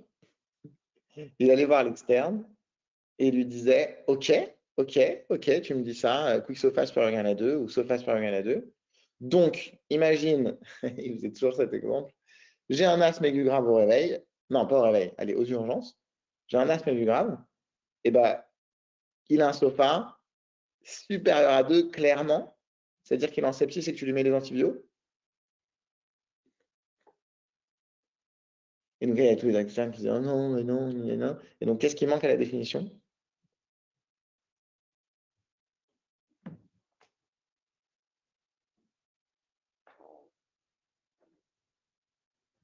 Ouais. Bon, vous avez compris un peu le principe, mais c'est écrit comme ça. L'écriture de la reco, c'est il faut une suspicion d'infection. OK? Donc, c'est SOFA supérieur ou égal à 2 plus suspicion d'infection. C'est con, hein, mais il insistait tellement que je sais qu'il a posé une question dans la banque en fonction de ça. Je ne sais pas comment il l'aura tourné. Peut-être qu'il dit la définition du sepsis est uniquement un SOFA supérieur ou égal à 2. Et il faudra dire bah non. Tu vois, genre, je ne sais pas comment il va tourner ça, mais c'est sûr, il posait toujours cette putain de question. Donc, ok, suspicion d'infection. C'est large, hein, je suis d'accord avec vous. Il n'y a pas besoin d'avoir une fièvre ou un truc précis. Il faut une suspicion d'infection. Ok, donc maintenant qu'on a défini le sepsis, définissez-moi le choc septique. On est d'accord? Donc, c'est sepsis plus quoi? Alors, Mylène, tu me dis, c'est sepsis avec défaillance. Mais en fait, non. Défaillance, c'est décrit par ta définition du SOFA. Donc, tu vas me dire défaillance hémodynamique peut-être? Enfin, il faut que tu me donnes un truc en plus. Tu me dis réfractaire. Alors, c'est très bien, hein, tu m'as donné quasiment toute la définition. Je vais être un petit peu plus précis. Dans la recommandation, on ne te dit pas c'est réfractaire au remplissage. C'est un peu plus fin que ça. On te dit c'est en l'absence d'hypovolémie. Parce que quand tu dis réfractaire au remplissage, tu dis que tu es obligé de remplir pour pouvoir parler de choc septique. Alors, ce n'est pas le cas. La vérité, c'est que de toute façon, ils vont être remplis, hein. Donc, ça ne change rien dans la vraie vie. Mais la subtilité, pour moi, est importante. D'accord? Et besoin d'amine, donc en effet, c'est la noradrénaline plutôt, pour avoir une PAM supérieure ou égale à 65 mm de mercure. D'accord? Donc, c'est bien choc septique égale sepsis, plus besoin d'amine pour une PAM supérieure à 65, en l'absence d'hypovolémie, avec des lactates supérieurs à 2. OK? Très bien. Donc là, vous avez la définition du choc septique. C'est très bien. Fabuleux. Maintenant, est-ce qu'on peut revenir du coup sur la définition de l'état de choc? C'est quoi la définition de l'état de choc en général?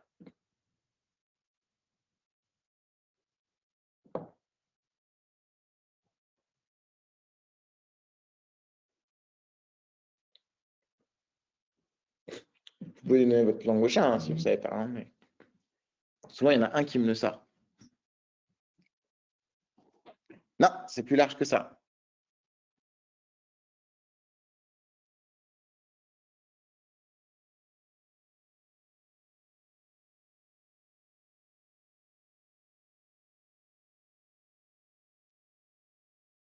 Non. La définition, elle est hyper large et elle est écrite dans votre bouquin. C'est inadéquation entre tes apports et tes besoins en oxygène. Exactement. C'est aussi large que ça. Ça semble débile, mais c'est hyper important. Parce que avoir cette définition en tête, vous allez comprendre que l'état de choc, c'est beaucoup, beaucoup plus large et il y en a beaucoup plus que ce que vous n'imaginez. Pour vous, l'état de choc, c'est l'hypotension et ce n'est pas le cas. D'accord? Allez, du coup, en répondant maintenant à cette question, si on a cette définition, vous allez comprendre pourquoi c'est une définition qui est hyper importante d'avoir en tête. Maintenant que vous avez cette définition, est-ce que vous êtes d'accord qu'on peut être en état de choc, pas forcément hémorragique? Est-ce qu'on peut être en état de choc sans hypotension artérielle? La réponse est oui. Donnez-moi des exemples maintenant.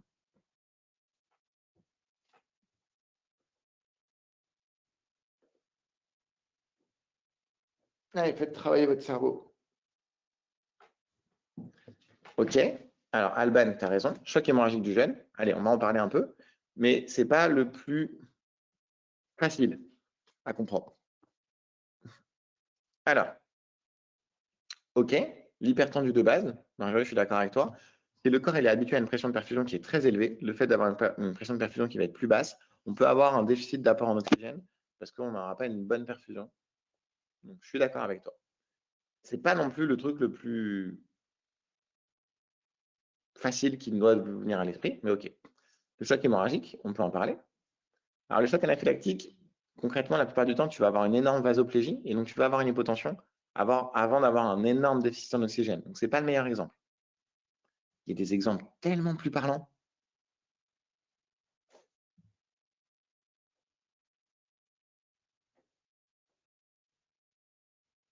Bon, alors, je vais vous faire un exemple déjà du choc hémorragique. Après, vous allez trouver. Le choc hémorragique, imaginons un jeune, vraiment très très jeune, il a 18 piges, 20 ans. Il traverse la rue sur son skate et bleu, il y a un camion qui passe. Il ne l'a pas vu. Donc, il part en vrille. Ça c'est lui, c'est le bruit de lui dans l'air. Il y a une jambe qui part à droite, une jambe qui part à gauche. Il n'y a plus qu'un tronc qui fait des tours comme ça dans l'air. Il y a du sang partout. Vous imaginez la scène, c'est hyper important. Il tombe par terre, il est toujours conscient, c'est incroyable. Mais il n'a plus de jambes, c'est un tronc. Okay, et il crie, il fait Ouah, il a 20 ans. Ok. Maintenant vous avez bien cette image en tête. Vous passez à côté, parce que vous marchez à côté pour aller à la fac. Et donc vous courez vers lui. Et vous poussez tout le monde et dites poussez-vous, je suis en D4, poussez-vous. J'avoue. Et du coup, vous arrivez devant lui. Et comme par hasard, hein, je ne sais pas pourquoi, mais dans votre sac, vous avez un brassard attention. Donc, vous lui posez un brassard attention. Vous ne dites rien, vous posez un brassard attention. Alors, vous allez me dire, ouh, s'il n'a plus de bras. Non, il lui reste un bras, vous avez de la chance. Vous posez le brassard attention. Sa tension, elle va être comment? Elle va être énorme. Elle va être explosée. Ça ne va pas du tout l'aider. D'accord? Pourquoi? Parce qu'il va pisser encore plus le sang. Mais il va avoir une PAS énorme. Pourquoi? C'est ce qu'on a dit un peu dès le départ. Il va avoir un système sympathique qui marche très très bien. Il va sécréter de la noradrénaline endogène à balle, d'accord? Et donc, il va les vasoconstricter à fond. Et il a mal. Et donc, du coup, sa tension va être énorme. Maintenant, si on réfléchit à son hémodynamique, son sang, il est où? Il est par terre, sur pare-brise, il est partout, mais il n'est plus dans ses vaisseaux, d'accord? Ces vaisseaux, ils sont comment? Ces vaisseaux, ils sont complètement vasoconstrictés, serrés et vides de sang. Donc, quand tu réfléchis, son débit cardiaque, il est dégueulasse. Et donc, l'apport en oxygène, il est dégueulasse. D'accord? Donc, forcément, il va être en état de choc majeur sans hypotension artérielle. Bon, je la pousse, hein, le mec, il va s'arrêter assez rapidement, hein, mais c'est pour que vous compreniez. OK? Donc là, vous avez compris comment déjà on peut être en état de choc sans hypotension artérielle sur un patient jeune. OK. Maintenant, réfléchissez sur un truc encore plus simple. Imaginez un problème respiratoire, un OAP, une anémie. D'accord? Il y a un mec, vas-y, juste pour m'amuser, je le saigne.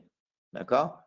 Je lui coupe, je sais pas, au poignet, là, des veines, hop, clac, je le saigne, belle saignée. Mais par contre, je le remplis à côté. Je lui mets du ringère, du Voluven, si vous voulez. Eh bien, son hémodynamique, elle va se maintenir, hein. Mais tu vas avoir un état de choc majeur si tu as une anémie sans hypotension artérielle, si ton anémie elle est sévère.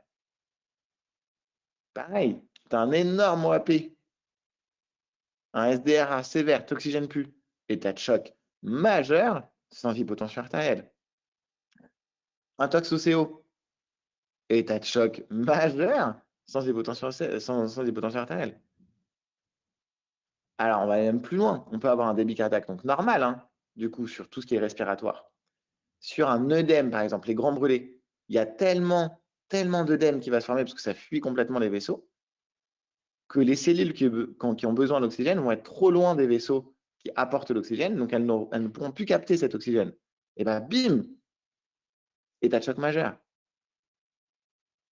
Si on parle de sepsis, par exemple, un énorme sepsis, ça nique les mitochondries. On va avoir des pathologies mitochondriales énormes qui font que la cellule n'arrive plus à métaboliser l'oxygène. Bim, état de choc majeur. OK? Bon, je peux passer 45 minutes à parler de ça, mais du coup, vous comprenez que c'est hyper important de comprendre que l'état de choc, en général, ne veut pas dire hypotension artérielle. Ça ne se soumet pas qu'à ça, quoi. D'accord? Bon, bref, c'est important. OK, j'espère que je vous ai convaincu, hein. Donc là, par exemple, je vous donnais l'exemple d'un mec très très jeune qui était complètement marbré avec une tension qui était normale, même pas si tachycarde, d'accord? C'était pas des barésies, hein, c'était ses vraies jambes. OK? Ok, on continue. Ah, j'aime bien cette question. Je fais des petits rappels. On va continuer qui veut gagner de l'argent en masse. Qu'est-ce que vous pensez de ça? Alors là, c'est hyper intéressant. Hyper intéressant. Qu'est-ce que vous pensez de cette question? Il se peut qu'un remplissage de 500 ml, donc c'est énorme, hein, un vrai remplissage, 500 ml, n'améliore pas le débit cardiaque. Ça, c'est vrai, c'est faux? C'est vrai? Ouais, ok. Donnez-moi un exemple. Un truc qui vous vient à l'esprit le plus rapidement possible.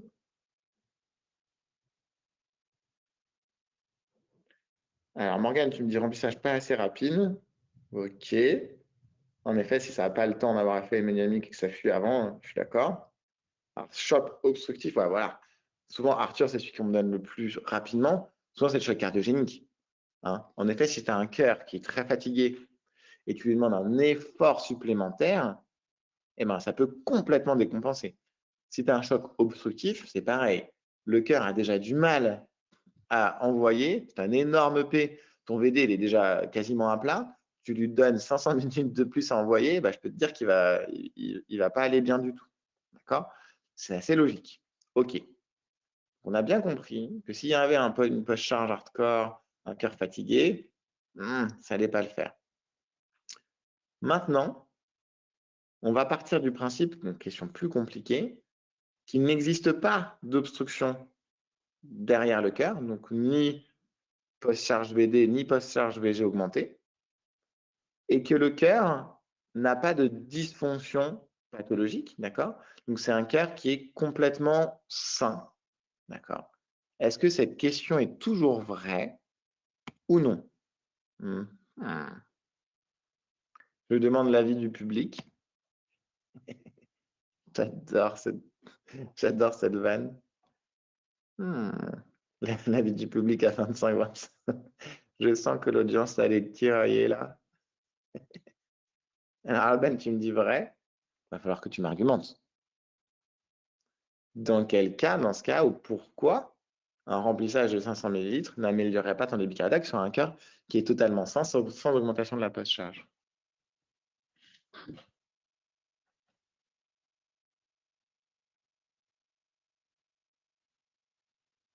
Ok. Alors, il y en a beaucoup qui répondent comme toi, et je suis forcé d'être d'accord avec toi. Je ne peux pas te dire c'est faux, tu as raison, c'est un peu vrai. Si tu as une vasoplégie énorme, le fait de remplir, eh bien, tu peux ne pas améliorer ton débit cardiaque si tu n'augmentes pas ton volume contraint. C'est peut-être une notion qui est un peu compliquée pour tout le monde, mais comment je peux l'expliquer? Outil dessin. Oh, tiens, j'ai jamais essayé. Stylo. Allez, hop. Alors, on va essayer ici. C'est un peu dégueulasse. Ok, donc ça, c'est un vaisseau normal. Vous voyez tous mes dessins dégueulasses, c'est bon? Ça, c'est un vaisseau normal. On va rester dans les veines, hein, d'accord? Avec, du coup, du sang qui est rempli ici. Qu'est-ce qui se passe ici? En fait, pour vous expliquer ça, il faut d'abord que je vous demande, est-ce que vous comprenez l'hémodynamique veineuse, en fait? Parce que souvent, et c'est genre 90% des cas, ben, vous ne comprenez pas comment ça marche. Parce que vous avez très bien compris comment le réseau artériel marche, le VG qui va se contracter avec la génération d'une pression artérielle systolique puis d'une pression artérielle diastolique. Vous avez bien compris. Sauf que souvent, vous ne connaissez pas la raison pour laquelle le sang revient, par exemple, des pieds jusqu'au cœur. Alors, dites-moi déjà, pour répondre et pour t'expliquer, Alban, il faut que déjà vous ayez compris ça, et souvent, ce n'est pas le cas. Comment ça se fait que le sang des pieds revienne au cœur? Parce que c'est un peu intuitif quand même, sachant que la pesanteur ne va pas vraiment dans ce sens-là. Alors, j'adore. Alors, allez-y, donnez-moi toutes vos réponses, après je réponds. Je vous demande la principale, hein, en gros. Vous pouvez m'en donner plein, mais moi, chacun d'entre vous doit me donner la principale.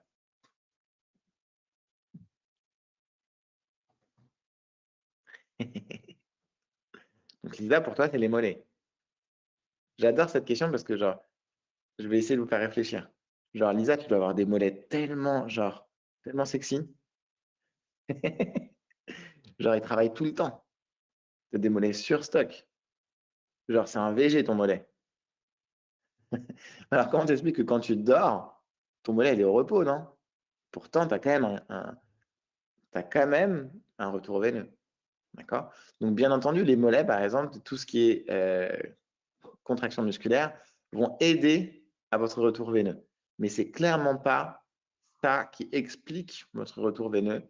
Et quand vous êtes curarisé ou quand vous dormez et que votre mollet ne marche pas, eh bien, vous avez quand même votre retour veineux. Il n'y a pas des contractions tout le temps. Okay? Donc, ce n'est pas la raison principale. Ça va aider, mais ce n'est pas la raison principale. Alors, je vais démonter chacune de vos trucs. On va regarder. Sauf la bonne, bien entendu. Aspiration au pompage du cœur. Alors, Amaury, non.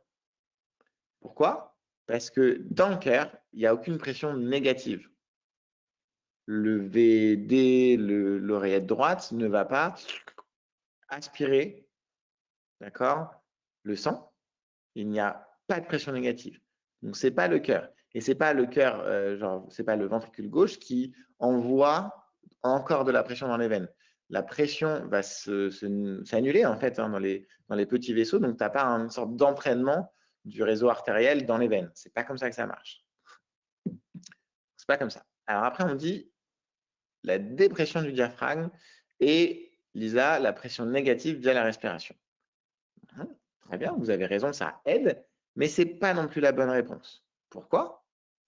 Parce que, imaginons, un patient en réanimation, 90% de mes patients sont intubés, ventilés, dans un coma profond, et donc ventilés en pression positive. Ça veut dire qu'en fait, normalement, en ventilation spontanée, quand votre diaphragme y baisse, ça négative pour le coup la pression intrathoracique et pas dans le cœur, et donc ça va aider le retour veineux. Sauf que, en pression positive sous respirateur, les pressions s'inversent et je reste en pression positive constante. Et du coup, j'ai aucune aide de cette respiration. Et pour le coup, j'ai quand même un retour veineux. Mes patients ne sont tous pas en arrêt cardio-respiratoire quand je les ventile. D'accord? Donc, ce n'est pas non plus la raison principale. J'espère que je vous ai convaincu de ça. Sinon, il faut me le dire. Et donc, la bonne réponse, déjà vous l'avez trouvé, c'est très bien, c'est la différence de pression qu'il y a entre les veines et quoi?